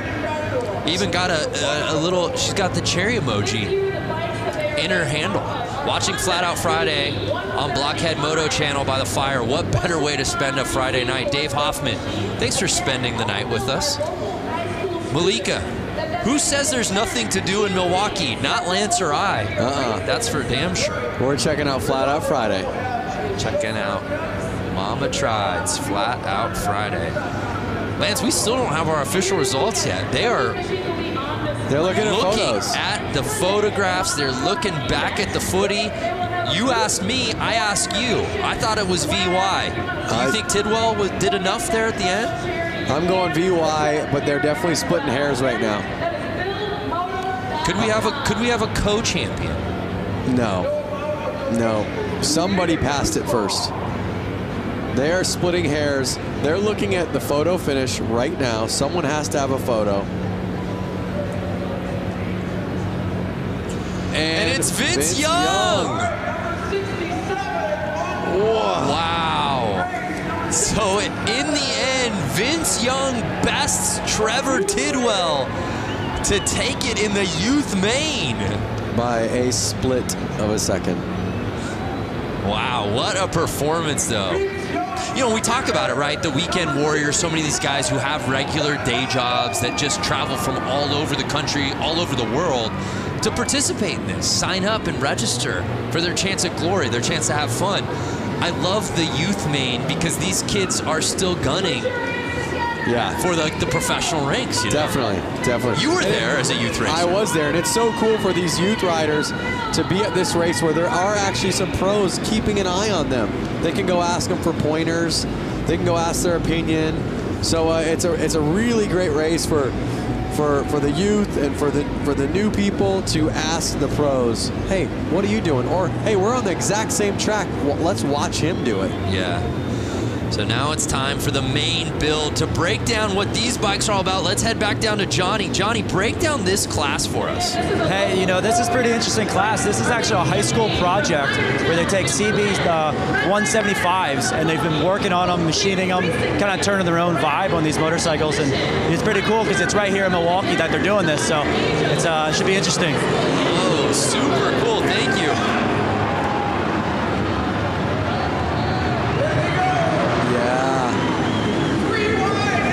How rad is that?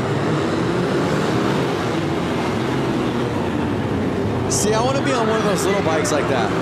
Some you're proud of, some you're having fun on, but some you're not as worried to kind of drop if you accidentally go down. Miss Cho leading the way on the 35.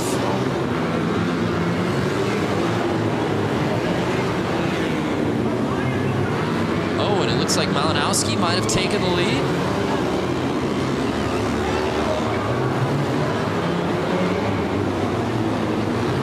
Eight laps to go.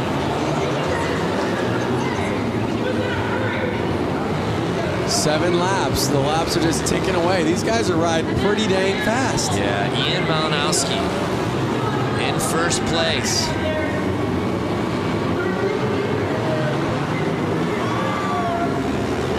Now Ian's making the passes.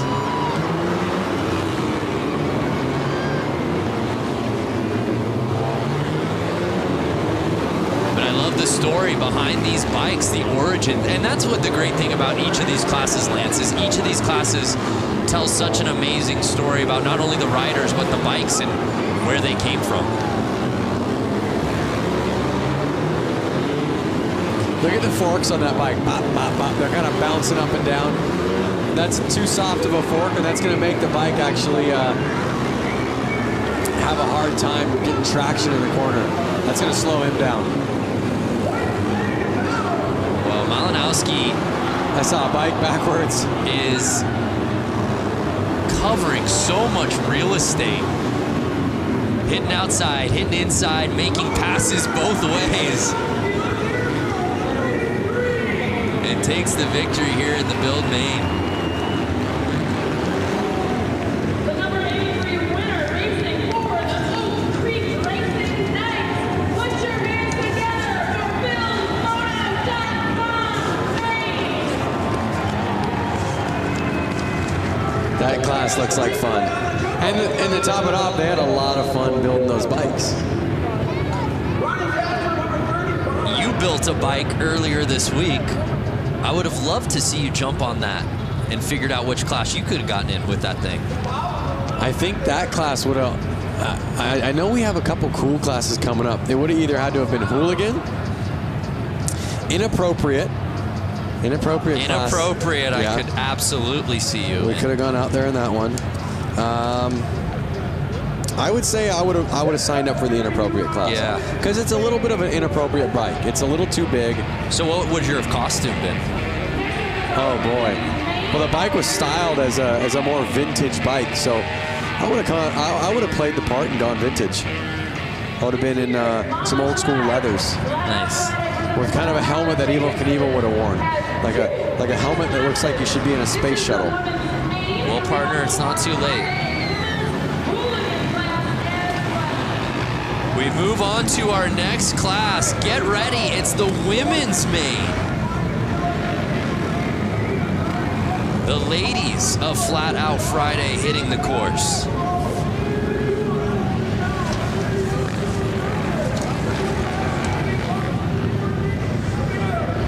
We've got 12 riders out here. And this is one we're really excited to watch. All of these women absolutely ripping on this course. Was watching them in practice earlier today.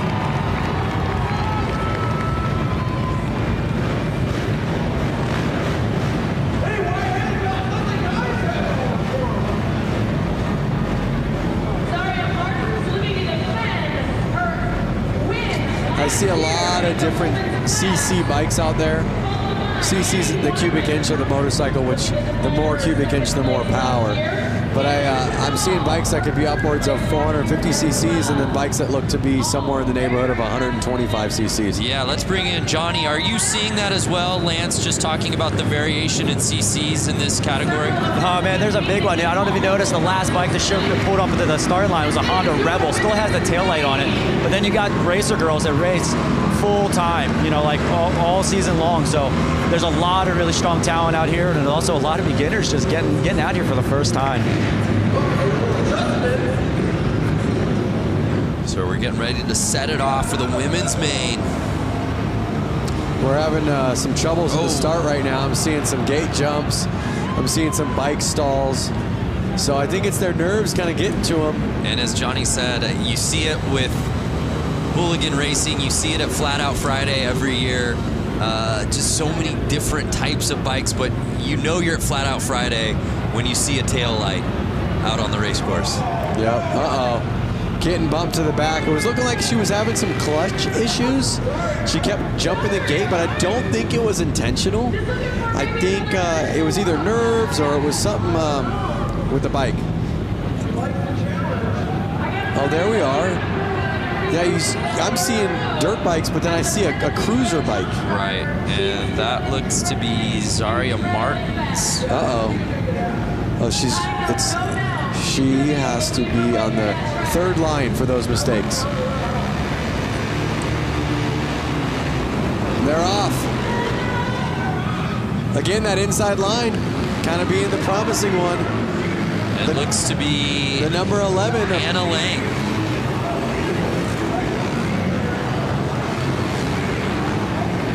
Anna Lang leading the way.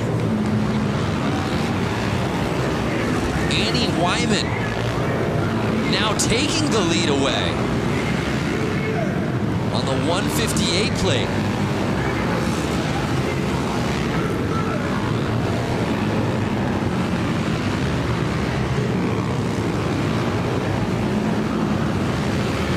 And you see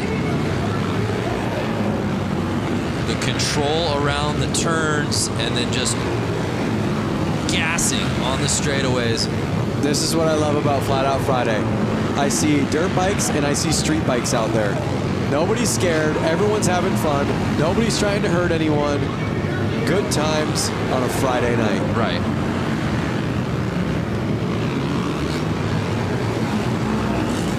So it's Wyman still leading the way with Megan Funk right behind her. 4 laps to go.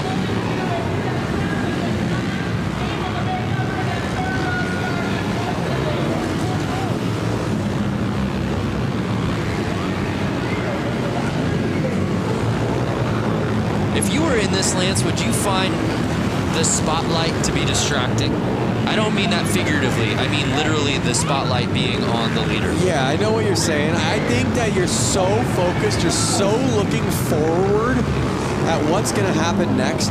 Your mind is so in the race. The light, you're probably... Oh, no! She was trying to get that last lap pass. Hannah Lang touching tires with our leader, Wyman, holding on to the top spot. So I think that the spotlight goes unnoticed. I really do. I think your mind's so focused on the race, that's not something you're thinking about.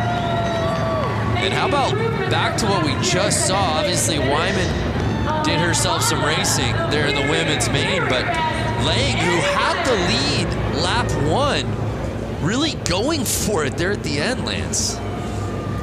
Hey, just like you said, you ain't first, you're last. Look at that. I say that jokingly because we never want to see anybody crash. Luckily, it looks as if the crash, she's okay. I believe she probably got up after that. It didn't even seem to deter Wyman at all. I think she was straight up enough, far enough out of the corner that it wasn't going to affect her. So Annie Wyman taking it in the women's main. Let's head down to Diana, who's with Annie. Annie Wyman, congratulations. You took the lead, smooth race, and someone almost knocked you down right as you're crossing the finish line for the win. How was tonight for you? Thank you so much. It was a really close race, but I had a lot of fun. It's my first one ever at Flat Out Friday. I wanted to thank my dad for taking me here and all my sponsors for helping me out. First time at Flat Out Friday must be a good luck charm. Congratulations. Wyman taking the win. Yeah, what a performance from Wyman in the women's main. Didn't have the lead early, but was able to climb the ladder, took the top spot by lap number 2, and then there was no looking back.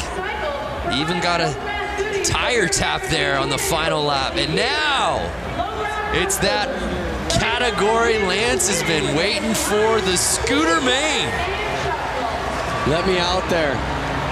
I wonder if they would have let, I guess a scooter, you probably have to have that section in the bike where your feet can kind of sit on that platform. The scooter main. Do you have a scooter at home? I don't. I have once upon a time. I was actually able to trade my van for it straight up.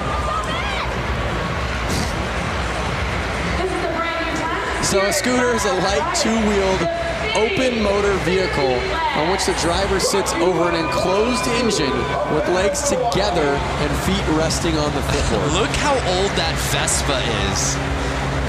Just a nice vintage Vespa. This is what Flat Out Friday is all about. 8 riders on scooters.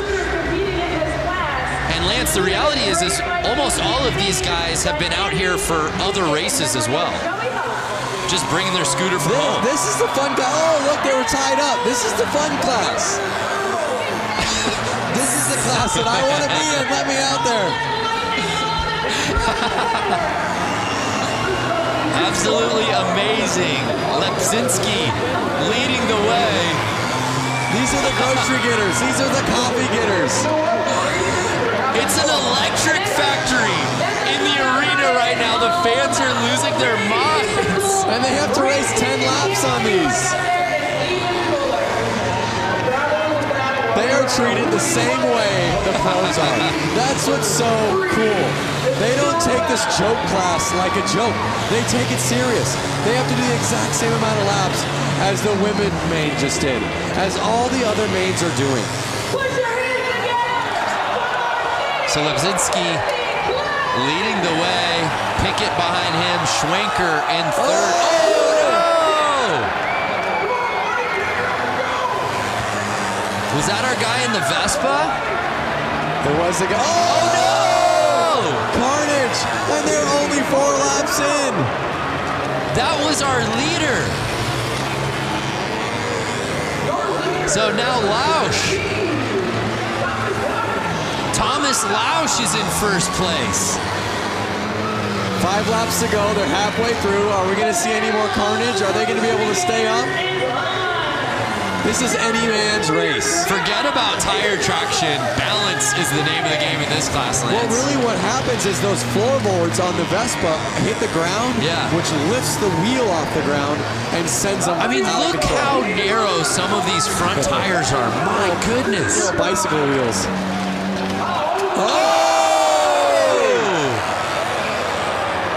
Right back up. A brutal tap. I'm telling you, these guys are laughing. They're all laughing in their helmets right now. And now it's Schwenker. Logan Schwenker leading the way. Will he get past? And he does. Andy Pickett. We've seen 4 lead changes. And the checkered flag comes in. And Andy Pickett on the final lap.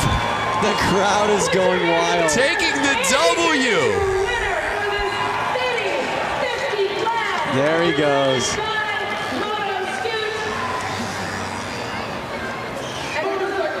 Wow. I've got a grin ear to ear right now. That was amazing. Yeah, I was smiling the whole way. Oh! Tucked front end right there.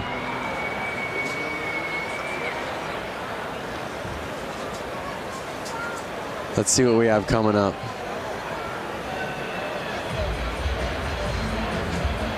Oh! And just with so little weight between these guys' legs, it's like finding that balance. He's gonna feel that on Monday.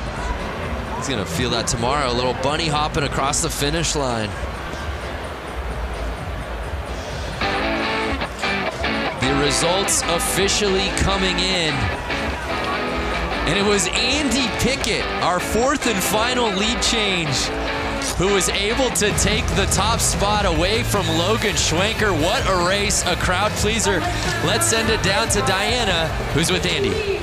I'm standing with Dante Scavo, who actually got last place. And you know what? I think he had the entire arena laughing and cheering for you, really. You went down in the corner, you had planted. Thank God for your helmet.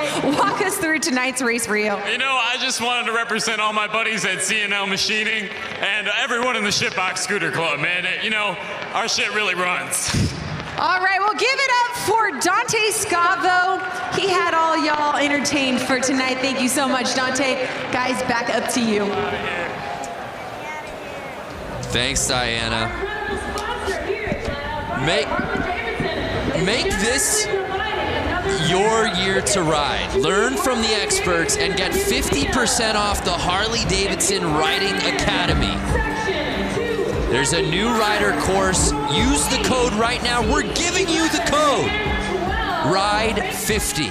Limited quantity available. The offer ends 3/3. That's March 3rd. That's just 3 weeks away. Less than 3 weeks. h-d.com/learn-to-ride for more info. Get 50% off, Lance. Head over to h-d.com/learn-to-ride. So here we go, the PW50 main. This is where I started out, on a little PW50. Mine was pink, like you saw that first one. Was it really a young Lance? How old of a boy were you? I was 4 years old. Get out of here. And you see that pink model was from like the late 80s, early 90s. And these bikes have not changed for, I would say, 30 plus years. That is just a testament to these bikes. So if you're thinking about getting your kid out there to ride, PW50 is a great bike, and they haven't changed in years, so you can get an old one, get a cheap one, get your kid out there on 2 wheels, and it's really something awesome for the family to do. Yeah, no doubt. There's a look at our field of 11 riders. We don't have ages on these kids, but they've obviously gotten the bug. I'm gonna guess between 4 and 8. Wow. I'm gonna say 4 and 6, actually. That's just amazing that a 4-year-old Lance Corey was out here. And they're off! And it's the 38, Braxton Jacobson. Look at their setups. It's just like the adults. They have the carpet on the boot. They have little mini boots, mini helmets, mini chest protectors. They are kitted. And Braxton says, "Excuse me, field, I came here to do a little racing." Just getting his lap on. And Lance, he is riding at another speed out here tonight. He is riding at another speed. He's looking a little big on the bike, so I'm gonna guess he's a little bit older. But once again, he fits that bike. He's out there racing, and he's having a blast. Perfect form. And the checkered flags are out. And was there any doubt? Braxton Jacobson with a wave to the crowd. What a pro here in the PW50s.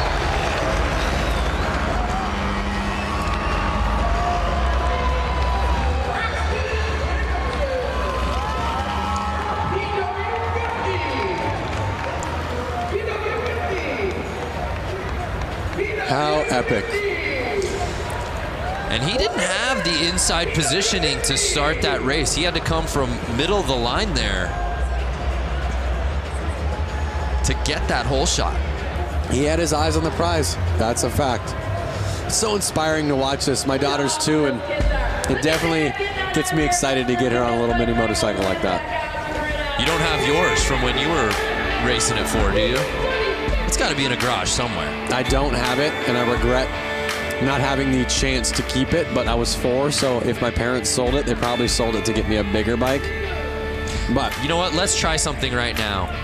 If you're watching this and you bought that bike 20 years ago, get in touch with us. Just comment. At Lance Corey. Yeah. Just say, hey, I got your bike. You don't even have to sell it back. Oh, you're actually looking for the person. Yeah, with I'm looking for the original bike. Okay. Yeah. I like that. Well, it's been a great night of racing so far, and with plenty of action still to come. Let's take a moment now to get to know a very special family of riders in the Harley community in a series we like to call Beyond the Track. My wife, her name is Liz. Our first date was actually a motorcycle ride. From there, we just knew that we both loved two wheels. We have 2 sons. One's name is Charlie, and the younger one is Oliver. Immediately, those guys both loved motorcycles. Whoa, big wheelie. And they would see Dad riding down the road, or Mom on her Harley riding down the road. It just keeps us energized and excited as a family to get out and just be on 2 wheels together. It was just in their blood immediately.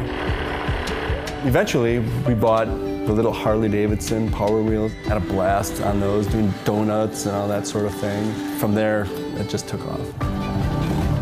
Flat Out Friday is a non-stop, action-packed show for kids and adults of all ages. So this year, I'm going to be racing in the amateur 450 class. And then the boys are going to be racing as well. Now I get to be part of a pit crew, seeing as how my 4-year-old is racing his little PW50 this year for the first time. As a dad, seeing the kids out there and my wife getting out on her dirt bike, it brings me so much joy. Like, I'm just lucky that, you know, the boys got into it. I found a beautiful wife who loves it too. Now that is amazing, and that's what makes motorcycle racing and Flat Out Friday a truly family affair. You know, it's fitting, being in Harley-Davidson country, that Diana is joined by our next guest. Diana, who do you got for us? I'm standing here with some Harley-Davidson royalty. Bill Davidson, the great-grandson of William A. Davidson. It's an absolute honor to be standing here with you, especially here with the Flat Out Friday, the Mama Tried weekend. Thank you so much for coming. How has your week with Brewtown Throwdown been going so far? It has been outstanding. It's so exciting to be here tonight at Flat Out Friday. All the riders here, all the enthusiasts here, the excitement, you can hear it, you can see it. It's awesome. That's right. Well, you know what? We started our week off at Brewtown Throwdown. Then we head over to the museum, go to the restaurant, all that good stuff. You are the vice president of the Harley-Davidson Museum. If someone has never been there, what can they expect when they go there? Well, the Harley-Davidson Museum is like a treasure chest. It's over 115 years of Harley-Davidson. So you can just imagine the motorcycles, the memorabilia. We've got special products like Elvis Presley's Sportster. We've got a double-engine knucklehead called King Kong. Peter Fonda's Easy Rider motorcycle. It's an amazing place to come and visit and experience what Harley-Davidson has created over this 115-year time span. It's outstanding.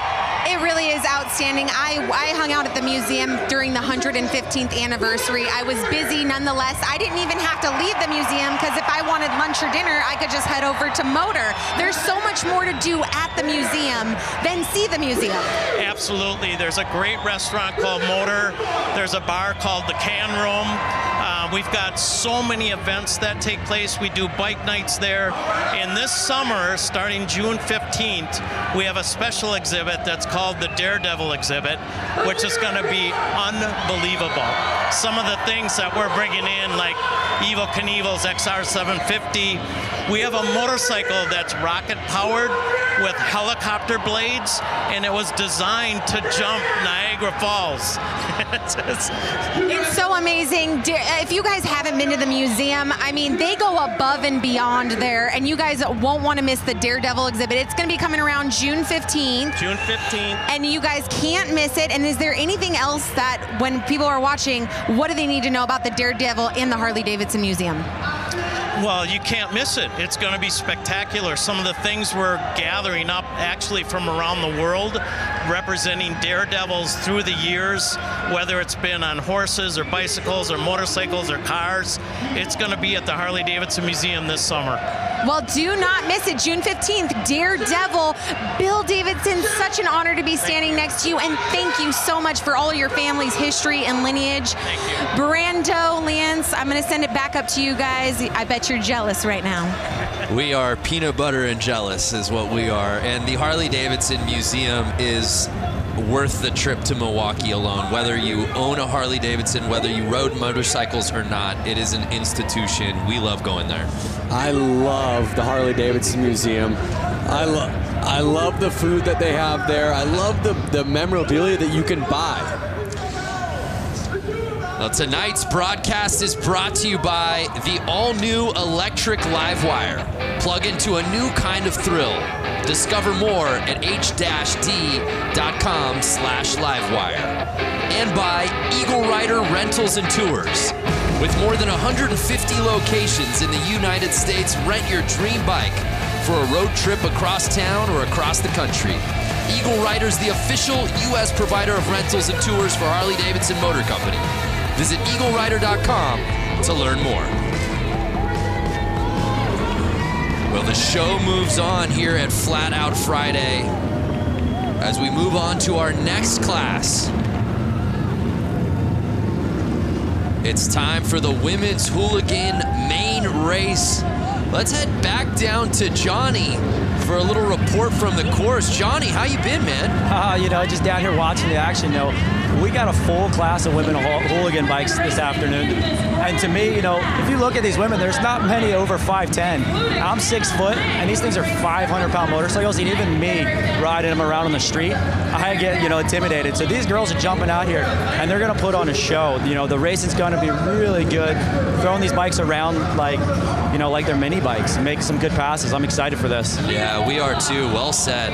What a sharp lineup of motorcycles, Lance. Yeah, I'm looking at the start list right now and looking at the women out there. I see a name that's familiar, Kaylin Thorian. She is a professional skier. Right. Who loves to ride Harley-Davidsons. Clearly. The bike she's on is not even her bike.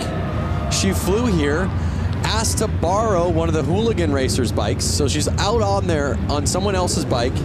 She loves racing so much, she loves motorcycles so much that she found herself out here sans bike and just said, I'll figure it out. Yep, and she's right there, the number 46. You could see her about five women in. Four women in. Keep an eye on her.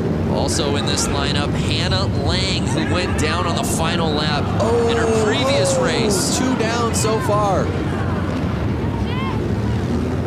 Never a good thing to see on the first lap. They're running a red flag. Usually means pull over. Let's get this cleaned up. Everyone, let's restart this race. Yeah, that's a tough start.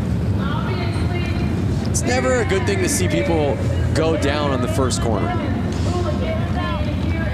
And we've been saying it, though. You get your laps in early, and then it's just so much of sit around and wait, and you finally get to that point. And it's such a buzzkill right out of the gate to go down. Oh, the man. adrenaline. Ooh. I'm worried. Was that Kaylin? I think that was Kaylin. Yeah, that was Kaylin who I was talking about. Yeah. And you also see. And look at her. Look at how tough she is. She's not scared. She wants to get back out there, but they need to get the bike straightened up. Right. She is tough. Kaylin Thorian, and she's trying to get back out there. Looks like she's going back out. Awesome. Love to see that. What did I tell you? Keep an eye on her. Again, what a story, traveling out here to Milwaukee without a bike. She just crashed somebody else's bike. Just crashed somebody else's bike who might be racing later tonight. We don't know. That's one of the Suicide Machine Co. bikes. I'm not sure if they made it in the main or not. But you got to be a pretty nice person to, you know, let somebody go out there and race your bike. Again, they're just doing this for fun. Nothing serious. They literally are like, oh, you want to race my bike? Yeah, go race it. And then she just kind of comes like, sorry. I'm sure they're going to go up to her and go, wow, we're so stoked you got back out there. Look at her. Something's up with her shoulder, but she's back out there. Everyone's kind of cheering her on. She's ready to go. Her adrenaline is just pumping. You know she's gonna be sore. So we'll set it off. Take 2. And really, that underscores the fact that Hannah Lang, much like her previous race, got off to a fantastic start, and she does just that again, grabbing hole shot.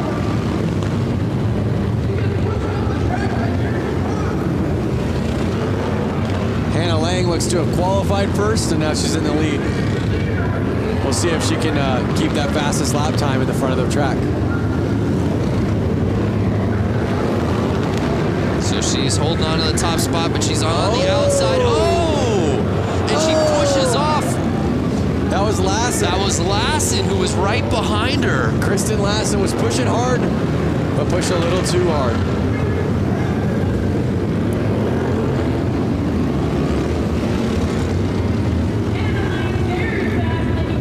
And now you're starting to see Lang lap.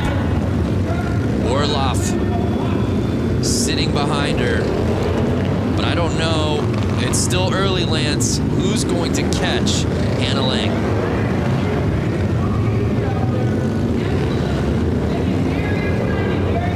They're a minute in the race. You can already see Lang's got a 5-second lead on Orloff. Leah Orloff sitting in that second position, but she's got so much ground to cover, and Hannah Lang just seems to be getting faster as this final moves on.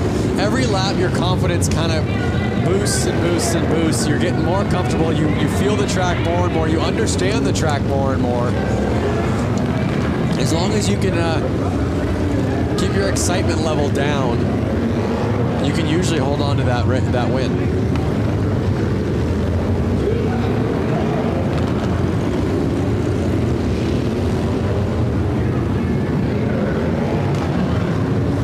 Two laps to go. Hannah Lang, can she go the distance and win this thing from start to finish?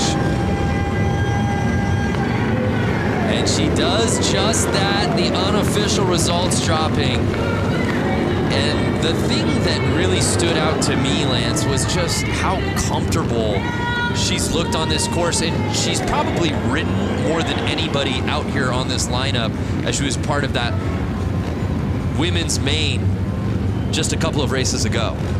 I actually believe I ran into Hannah Lang in the pits, and there was a couple other racers kind of pointing her out, saying, keep an eye on her. She's going to be the one with the win tonight. So I think the whole kind of pit knew it, the whole crew knew it, and she pulled it off.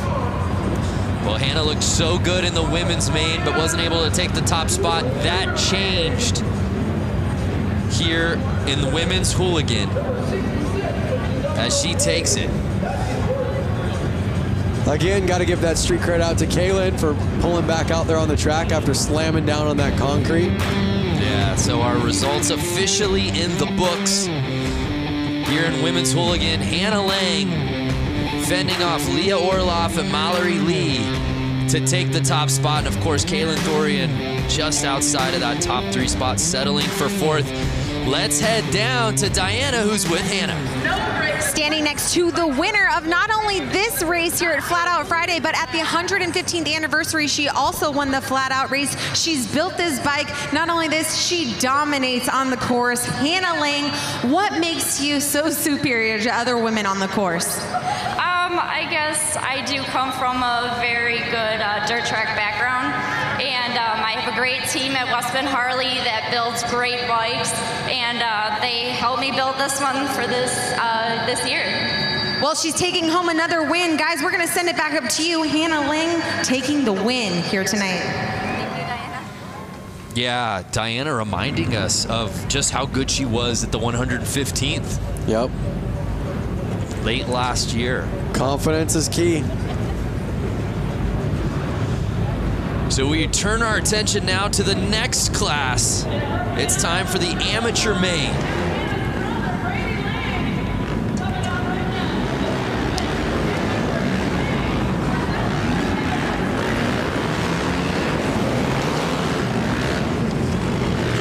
So the open amateur main featuring 12 riders.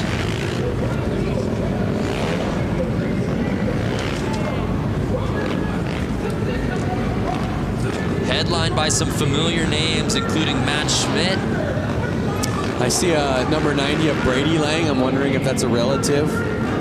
Oh yeah, of Hannah, possibly. A family of racers. Our boy Brewski, back in the mix. Ezra Brewski. I saw Cody Funk earlier racing. See him out there again.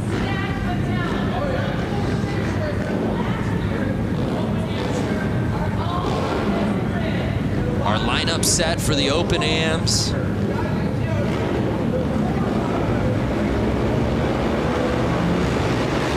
Chaz Maimon Jr. on the inside. Can he grab the lead early? He does just that. Hugging the inside so he doesn't get past, staying on the gas.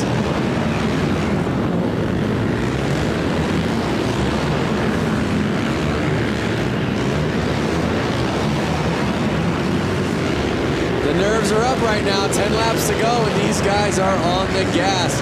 They are wheel to wheel right now. Lang is on Chaz Maimon's heels. Can he catch him? And you see him, Lance, trying to get that inside, but Maimon not giving him any room. They are not letting off. They want to pass. It's such a tight track. It's so hard to pass, but we've seen it happen. It might happen. 6 laps to go. Look at how fast this race is going. And Maimon just continues to be relentless with holding on the inside. Lang's doing everything he can to push through.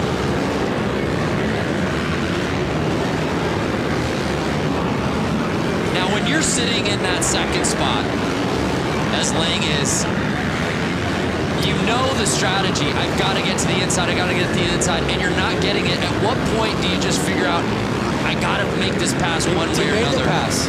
Did he make the pass? Oh, man down, rider down.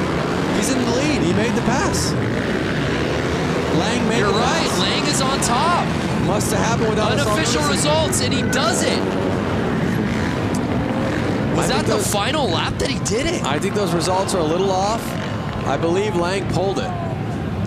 Lang is on the 90 plate. Yep. And so he sure looks like he did. Lang wins the women's class. Lang wins the open amateur class.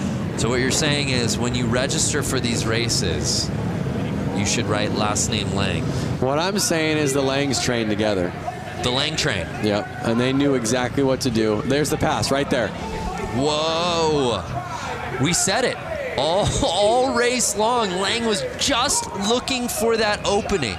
Do not give him the slightest daylight because he was going to take advantage of it. Flagger, almost down for the count.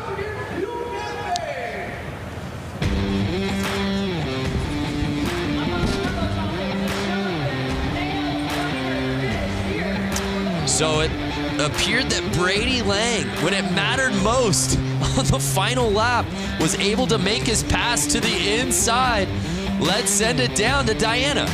Here with Brady Lang, the winner of tonight's Flat Out Friday, but he also won at the 115th anniversary. Now here he won, making a clean pass on Maimon. Walk us through what happened. Well, he was leading, I was working on him, and he screwed up and I took advantage of it. Taking advantage of it. And I know for those of you watching on Facebook Live right now, you can't hear the crowd, but you know what? That one got him good. Is there anyone that you would like to thank and also congratulate your sister, both you guys winning here tonight? Yeah, I'd definitely like to thank Southeast Sales, West Bend Harley, Spectral Oils, Bell Helmets, Trier Distributing, Moose Racing, Promotion, and that's all I can think of for now. All right, congratulations. Another Lang on the podium. Brando, Lance, back to you. Brady Lang is an absolute gamer. Diana, next time you ask the winner, I want to know like what they had for breakfast and lunch. Were they so nervous that they could barely eat, or did they load up? Yeah, what was the meal of choice today? Were you a guy? You obviously competed at the highest level at X Games, winning gold. How about nerves? How much did that play for you on race day and contest Nerves day? were huge, and I always tried to eat a super bland meal. I would eat rice, chicken, something that I knew wasn't going to mess my stomach up. I'm sorry, Lance. We'll have to continue this thought in just a second. I'm not quite sure what's happening here. Being in Milwaukee and hanging out, having a great time. I brought some of my guys with us. We're having a great time watching the riders in the back, watching the races, doing a great thing. We want to thank everybody for coming out tonight. Let you know we got a big show coming up at Turner Hall in September. We got a couple other big shows coming up. We hope to see you guys if you're in town. I want everyone tonight, have a drink, have a good time, get a little rowdy, get a little crazy. It's become rogue down here on the course. Diana, what's going on down there? You know what? I have a little bit of wrestling experience, and this to me looks like a showdown. Oh my goodness. You're so lucky, Brandon, that you're not down here because I feel like they would break you up into little pieces. Oh, wow. They would just chew you up. Tell me how you really feel. Jeez. Oh, no. They're not going to. Diana, they're not going to throw him on this table, are they? No. Whoa. Thank you, Milwaukee. Lance, the man has a family, Lance. What did they put in their Wheaties this morning, guys? That's what I want to know. They just threw that man on a table and broke the table. Was that Vance or Lance? Hey now, hey that was now. Lance's alter ego, Vance. You know, that's got me thinking, Diana, Lance. Obviously, these wrestler takeover. What would be your wrestling name? Diana, what would if you're wrestling? What would be your nickname? You know what? I honestly can't even answer that because I don't know. Why don't you give me a name, Brandon, right now? Give me a name. Diana. What rolls off the tongue with Diana? Dirty Diana. Okay, you said it. If you could say it, I could. That would be your walk-in music. Yes. Michael Jackson, Dirty Diana, right? I would even do the little hip thrust, you know, like little pop that he does. Woo! Ow! Lance is quiet. Look, you can't even get a word out. He's just. I was the one that went. Oh, okay, you mean Lancelot? Lancelot. That would be. And he would be like a knight theme, like sort of a middle-aged theme, Middle Ages. Exactly what I was just gonna say. He would come out to the Lancelot music, have a sword. Girls would love him. Diane, how's it going over there? Diane, is that you? Vance and Diane, the alter egos have come out. Oh my gosh. Hey, it's time for some racing. Who's ready for Booty Man? Booty, the best race of the night. Booty Mains. Lance, you love this one. Talk to us about Booty Main. Booty Main, basically, they got to be on a pull start bike. It's got to have no suspension. I guess they probably get a rear brake on those things. It's kind of something that you would pull out of your shed with your lawnmower motor in it. It does sound like a lot of lawnmowers.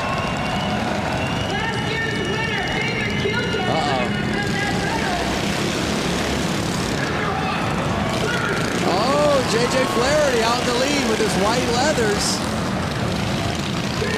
JJ Flaherty's a local out here. He is. He didn't make the main for the hooligan class, which I'm sure he's bummed about, but that's why he brought this bike out, because he wanted more laps and he wanted more racing. JJ Flaherty, an absolute fan favorite. I was walking the concourse earlier this evening, and kids were beyond stoked to meet him and get his autograph out here tonight.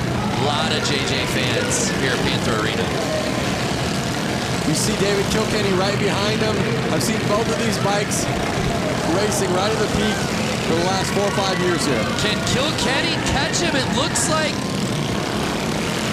he was making the pass, but Flaherty. Oh, I think he did, Lance.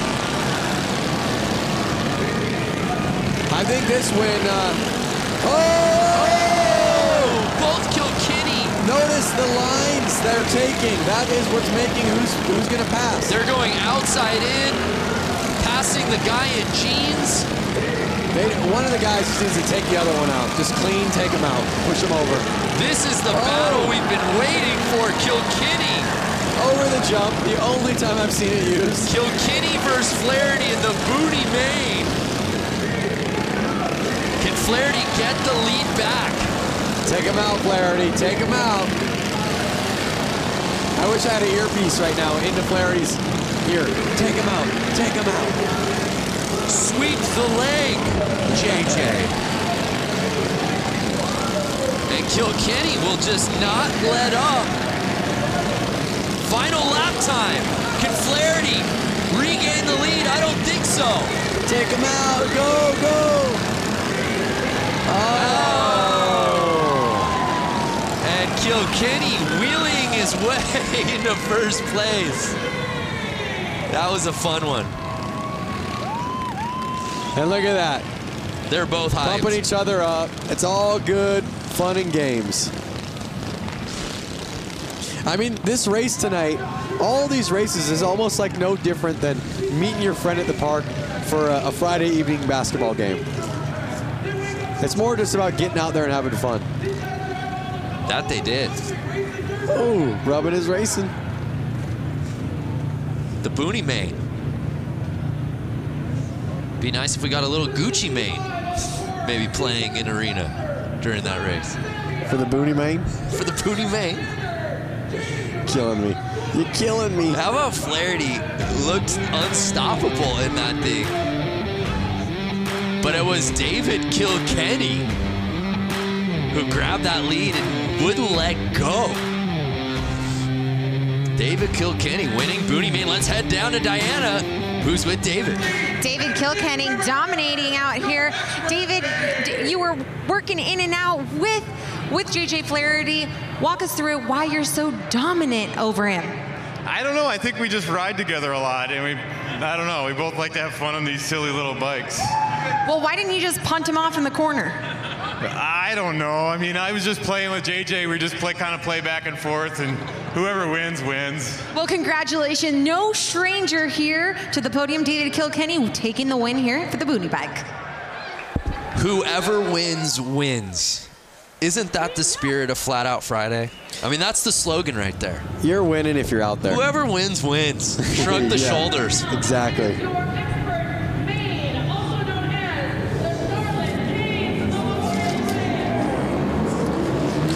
Now we're getting into the big dogs, Lance. Expert main. That means we've got to bring in our pro, Johnny. Break down this category for us, these riders, these bikes. So, you know, these guys are on 450s. They're used to racing on bigger tracks.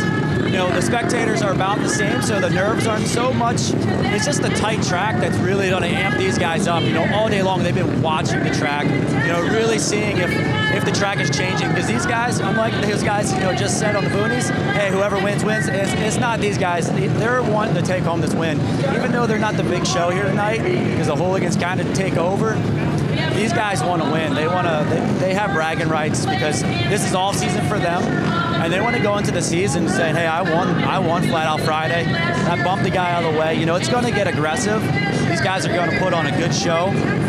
You know, and it's going to be a quick race. It's going to show some cool racecraft out of these guys on this racetrack. Yeah, that's a really good point from Johnny. It is a really nice teaser for the season for a lot of these guys. On top of bragging rights, there's something about getting this win here tonight. And just to add this to your resume as another win, sure. it always helps your resume to have one more win on it.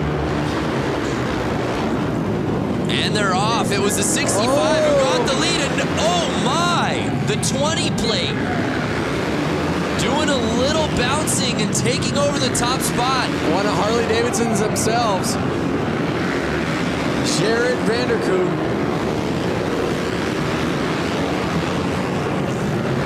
You see him.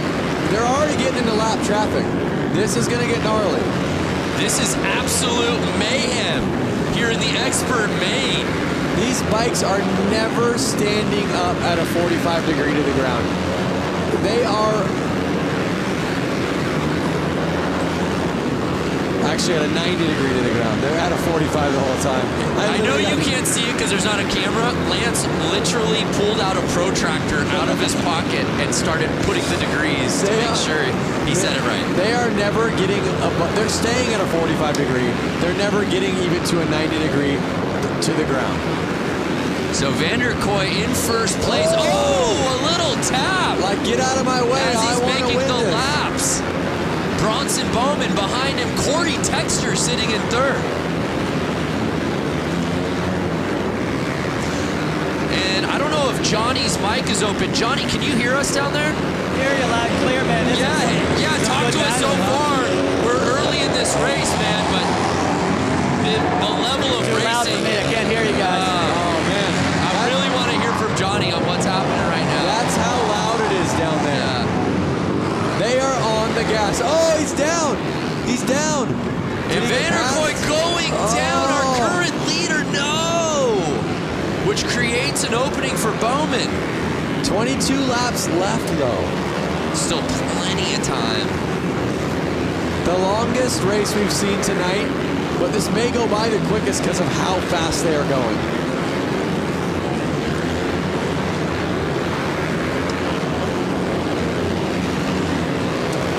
So it's Bowman still in first place, Corey Texter behind him.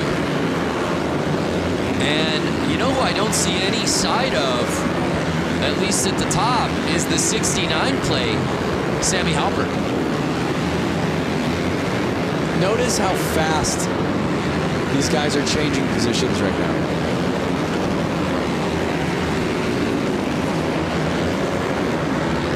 Jared's already back to third place. He's 4 seconds off the leader. Can he reel him back in? And Bowman is just full throttle on this track here tonight. And again, the mentality shifts, right? It was the boonies right before this. Guys just having fun, screwing around. Whoever wins, wins. And the now entire vibe has changed. And now I'm on the edge of my seat. Yeah, literally, you are. So and Bowman holding off Texter. I'm trying to just pay attention to who's staying in the lead right now.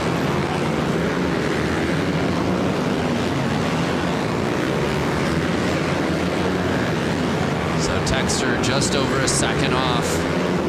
It's really a two-man race. Final 9 laps to go right now. Spotlight is staying on Bowman. But again, credit to Vanderkooi for getting all the way back in. Now he's sitting in third. 8 laps to go. 7 laps to go. You're right, though. In the blink of an eye, we went 25 down to 6 laps. Yep. That 1/16th track will do that to you.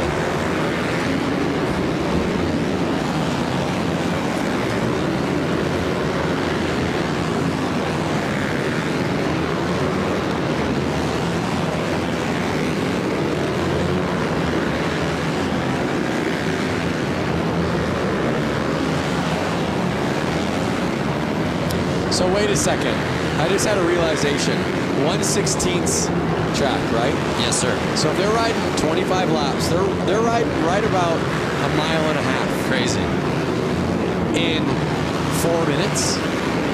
Just think about how fast that is. That gives you a perception idea of when you go run a mile on your feet.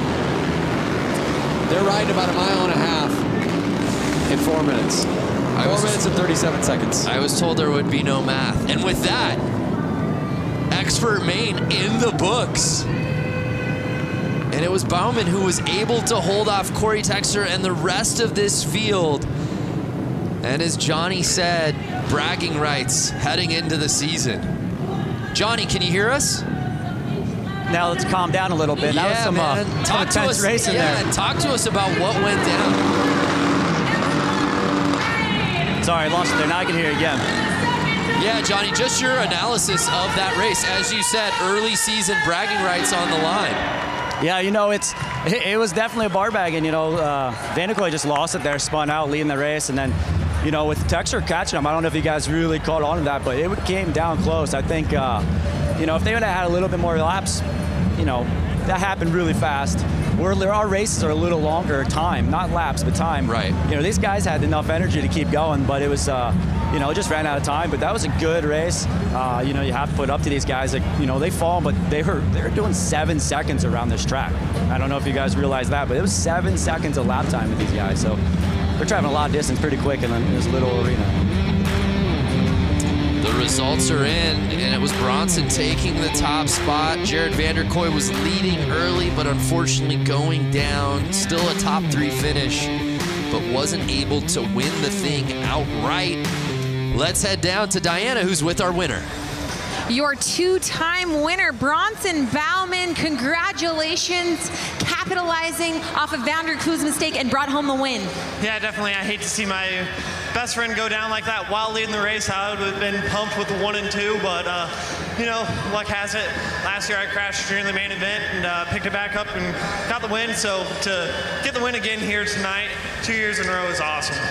Well, keeping it rubber side down with a clean line brings you on the win. Congratulations, 2nd win in a row for Flat Out Friday, Bronson Bauman. Congratulations to Bronson. That was some racing, no doubt about it. That was epic, but as you heard him say how stoked or how bummed he was for his friend, he said he would have been cool with 1, 2. Right. So they kind of all have that mentality out there. And the lights are down, which can only mean one thing. It's time for some hooligans. Is it the hooligans already? This should be the open hooligan main. Wow.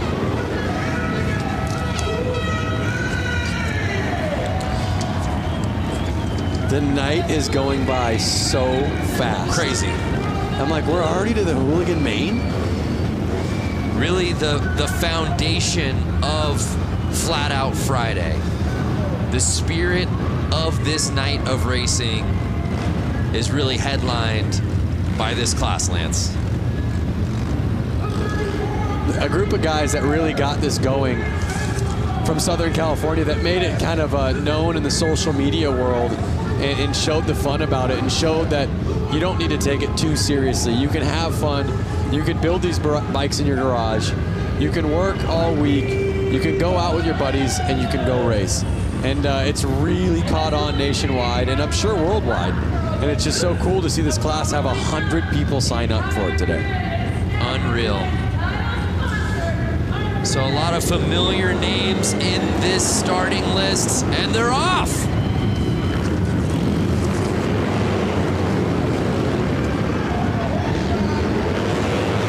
You see the 100 and Nick Mattia out in the lead right now, holding on.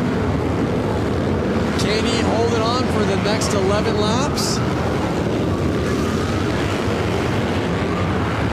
Heverly right behind Mattia, but right now, Nick is building a sizable lead.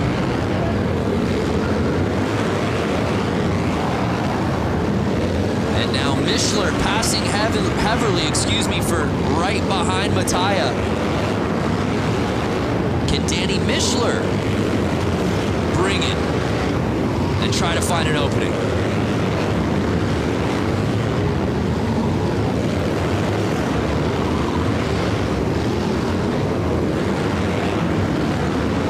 Laps to go, over halfway through the race. Nick Mattia just making this thing look effortless. You can see how calm he looks. You can see how smooth he looks. And that's what really you see in most winners. Now Benny Carlson has jumped up into second place. Oh no! Heverly passing Carlson for second. I don't know who's going to be able to touch Nick Mattia for that top spot. as he passes the checkered flag. Nick Mattia getting the whole shot and never looking back.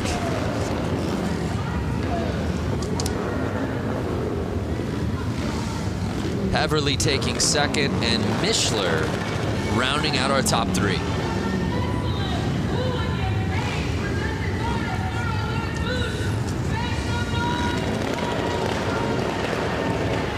Look at that, rubbing his racing. Yeah, there's a great look on the inside. Oh, look at him riding those cones right there.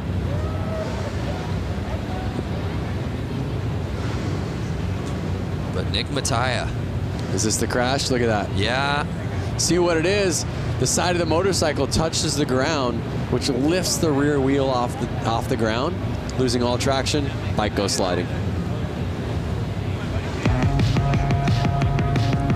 So Nick Mattia taking the win, heavily contested though. It was really a battle for second place between Carlson, Mishler, and eventually Heverly, who ends up taking that spot. But it was Nick Mattia winning the Hooligan Main. Let's head down to Diana, who's with Nick. Standing with the winner, Nick Mattia, congratulations, taking the whole shot and running a clean, solid race to the finish. Yeah, thanks to my dad and everybody that helps me so much. I got a rocket start and was able to get out front and just kind of put in some consistent laps. You were just telling me that you pretty much came here and reclaimed the Mattia name. I'm not going to say that there's a ton of weight on my shoulders, but I felt like I needed to do something after my brother's crash last year, riding Charlotte's bike with 2 laps to go. And I'm happy to bring home the win, especially for him. He just had knee constructive surgery, and he couldn't be here today, but this win is for him because I know he wants to be here. Well, a huge win. Congratulations to Nick Mattia and the entire Mattia family. Brando Lance, up to you. Yeah, thank you, Diana. Nick Mattia leaving no doubt about it. We turn our attention now to one of my favorites, the vintage. The vintage main. I'd love to head down to Johnny if he's there. Johnny, I don't know if it's too loud. Can you hear us down there? Sorry, I can't hear you guys. That's okay. We'll come back to you in just a little bit. Actually, as these guys get onto the starting line. How about now, Johnny? Get me a little better. We'll get back to Johnny. I love, you know, as we said before, you go around the tunnel here at the arena and you get to see all the different bikes, and a lot of the guys who are riding in the same classes tend to birds of a feather. They're all kind of hanging together. It's unmistakable when you go by the vintage bike area. It is unmistakable, and I think if I had a vintage bike, I'd be out there racing it too. I feel like you do have a vintage bike, do you not? I have a 56 Panhead. Now, I would not be racing that. You wouldn't take that out? It's not really, it's a chopper. It's not really a race bike. Okay. These are a little bit more vintagey race bikes. You could tell with the vintage bike, you hear a lot more two-strokes. That was a little thing in the past. I can even smell the two-stroke smell right now. I hope everyone watching it on their screen can smell it. And they're off. The 37 plate getting the whole shot. That's Moldenhauer.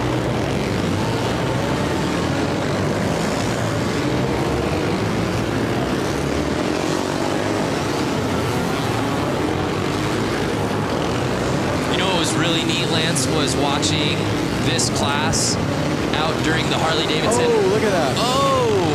Couple bikes down. I'm not sure if they've broken down on them. They're just not able to finish the race because how old the bikes are. To finish that thought, the Harley-Davidson 115th anniversary races, when we did the beach race. Yep. And seeing a lot of these vintage bikes out racing on the sand. That was incredible. So Moldenhauer really just kind of weekend cruising right now to the lead. Yeah, it doesn't look like anybody. Doesn't look like anybody's pushing too hard. I think those vintage bikes might be dropping some oil on the track, which is making all these riders go down.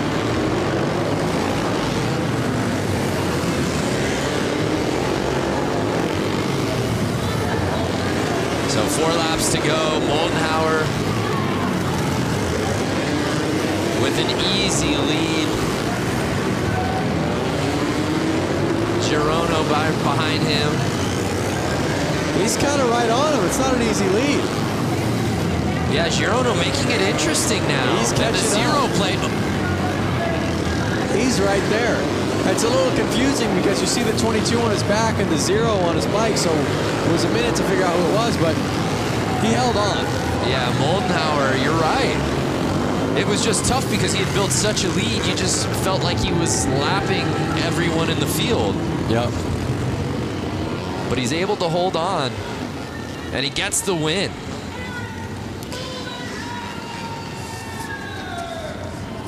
Next up's my favorite class. Name, Goofball. Yeah, I can't wait for that one. Same name that I call you. Yeah, Goofball. That'd be my wrestling name, I think. The Goofball. So congratulations to Moldenhauer, who grabbed that whole shot and then clinged to the lead. He said, "You shall not pass." And no one did. It's his race to win.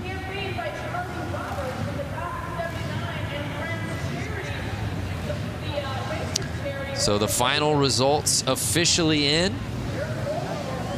Let's take one more look at the standings from the Vintage Main.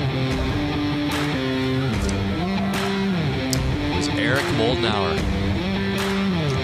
Tony Girono, though, made it interesting. You look at those times, a lot closer than I guess I was giving Tony credit for throughout that race. But let's head down to Diana, who's with Eric.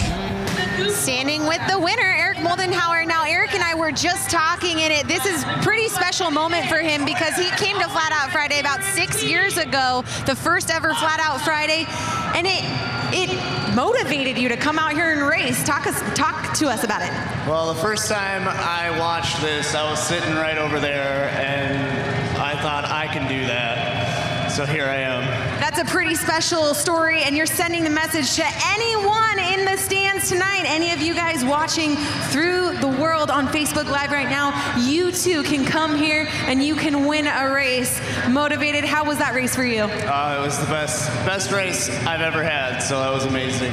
All right, well, congratulations taking the win in the vintage class, Eric Moldenhauer. Thank you, Diana. Tonight's broadcast is brought to you by Screamin' Eagle Performance, engineered for specific torque and horsepower gains. Eliminate the guesswork. Go to screamin'eagle.com. And by Harley-Davidson Riding Academy. Learn to ride from the experts and build your skills on 2 wheels in just a few days.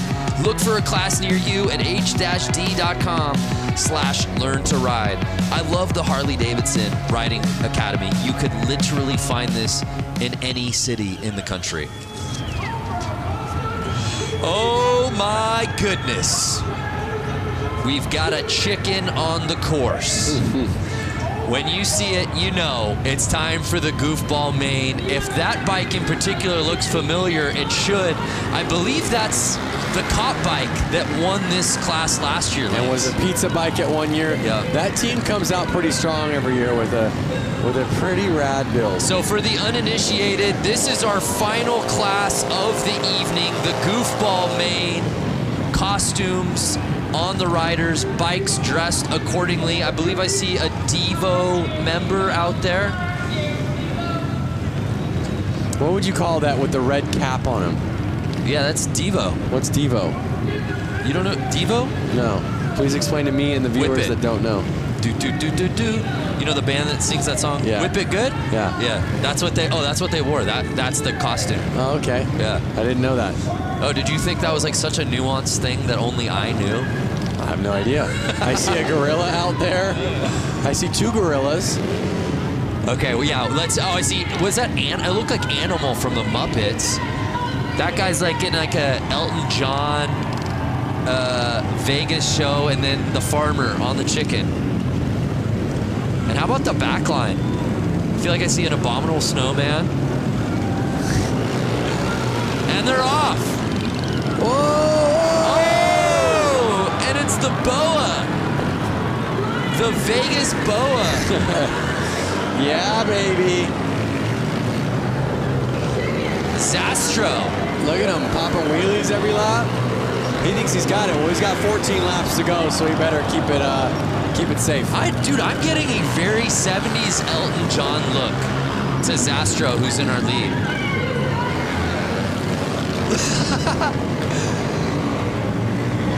An unmistakable flair from Zastro around this course. Oh, the chicken! The chicken hit the ground. The farmer could not control his chicken. What's the three-wheeler doing? Chicken's down. Elvis is running it. Who's going to catch the boas? As he's making his laps.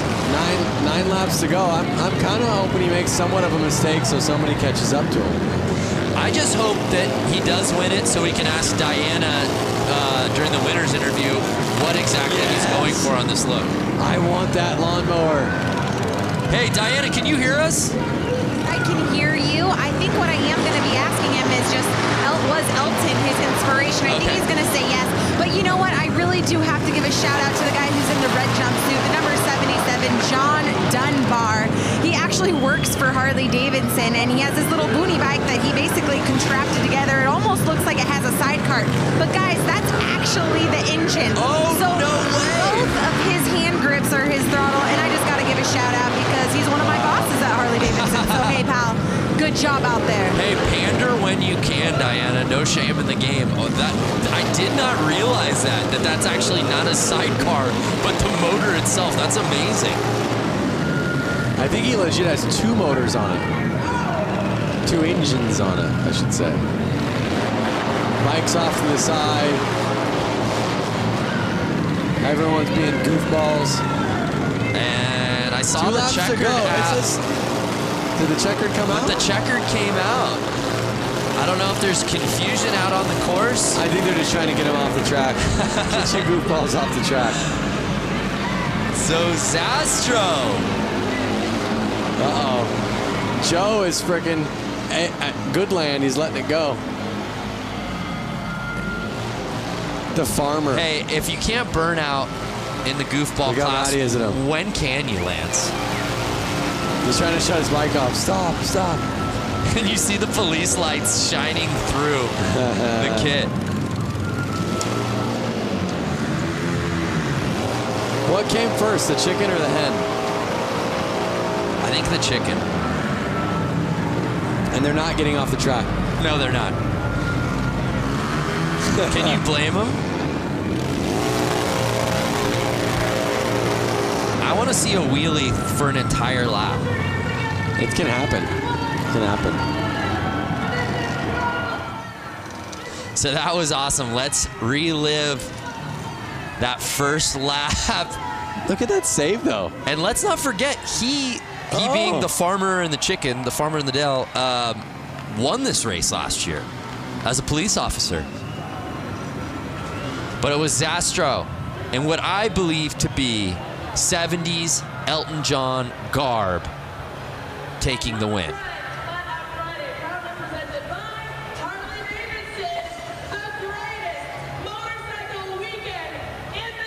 And again, you would wonder if the boas, just like tassels on some of the previous drivers, would inhibit the speed. It didn't do it at all. Look at how many guys are trying to stop Farmer from doing burnouts. Well, let's send it down to Diana, who's with our winner. You know, this whole time you guys have been calling him by his name, but it's actually wrong. It's Elton Ron, and Elton here has taken the win. This was a great class, and I just love that we have Elton in the flesh. Thank you. I'm just glad Harley brought me back after 16 years. After after 16 years. You haven't been here for after 16 years? No, Harley just brought me back after 16 years. I'm really appreciating it. Well, Elton Ron appreciates Harley-Davidson after 16 years bringing him back. We love Harley-Davidson putting on a great event here. You just put on a whole show for the entire stadium. Thank you, sir. Thank you. I'd like to thank Andy Mock from Motoscoot. He completely did this. I just got back in town. The people that put this on, obviously, and Mike Pence, too. Awesome. Well, congratulations, Elton Ron, taking the win here for the Goofballs. I love it because Ron Zastro got the whole shot, got the lead, and then immediately went wheels up and just wanted to have a good time through that first lap. I just wanted one note from Elton Ron. Just one hit. Just one Rocket Man. Yeah. Rocket Man. What a night out here at Flat Out Friday. I hope you fans watching at home, have you enjoyed it as much as Lance and I have. Let's do a little social recoup if we can. I'd love to see what people were saying that we're watching. Ride with Peaks, 2:22 in the UK, and I'm hooked. This is amazing. Flat Out Friday. Please put my tweet on the Jumbotron. I love racing. That's all I ever wanted. Well, Cold Cucumber. I don't know if it got on the Tron, but you got on the screen on the big show, baby. It's madness here in Milwaukee. Yeah, yes it was. It smells like fast bike bulls in here. What a night of It's racing. been so much fun, Lance. Hey, let's head down to Johnny for his final thoughts on the night. Johnny, you made your broadcast debut. What'd you think of your first Flat Out Friday on the microphone? Wow, man, that was. I think that was the way to end a night. The racing all night long was incredible. I don't even know what to call that. I don't know if it was a race or just, it definitely fits the Flat Out Friday motto, And then this isn't even the end of the weekend, All these guys here tonight watching and hanging out. There's still bike shows and all this other stuff going on. So, man, for this event, come here to see the racing, let alone like having pros and the hooligans, having 100 hooligans split in between 3 classes. Now this event is just taking that racing to a whole different level in the wintertime when it's 10 degrees outside. This was an amazing event. Yeah, it didn't feel like 10 degrees inside. Thank you, Johnny. How about Diana Dahlgren, your final thoughts? What's your takeaway from Flat Out Friday 2019? You know what? Flat Out Friday 2019 was epic. And not only that, the whole week and the weekend continues after this. Lance and I, we got to do this amazing bike build-off. We went head-to-head for Brewtown Throwdown. And you guys, the fans, are going to be able to vote come Sunday. Social channels are going to be lit up with our 2 Harleys that we got to build here in Milwaukee this week. You guys are going to have to vote for Team Super Bob. No Vance, you're not going to win with Team Quick and Sleazy Easy Cheesy. Okay, guys, great weekend, and of course, having a blast with you and Harley-Davidson. So grateful for everything they've put on through the entire week. Thank you, Diana. Look at that, a shot across the bow to you. Go Quick and Easy. Vote for the red bike. Quick and Easy. Let's win, baby. So Lance, Corey, it was an amazing night. So many different classes. What stood out to you here on Flat Out Friday? I mean, being a dad myself, what stood out to me was honestly seeing the kids on the bicycles and seeing the kids on the PW50s. And again, they got to race and ride on the same track some of the leading class pros are racing on tonight. What an evening. So much good stuff. Our thanks to our friends at Harley-Davidson. For Diana Dahlgren, Johnny Lewis, Lance Corey, I'm Brandon Graham saying thank you so much for watching Flat Out Friday here from Milwaukee, Wisconsin.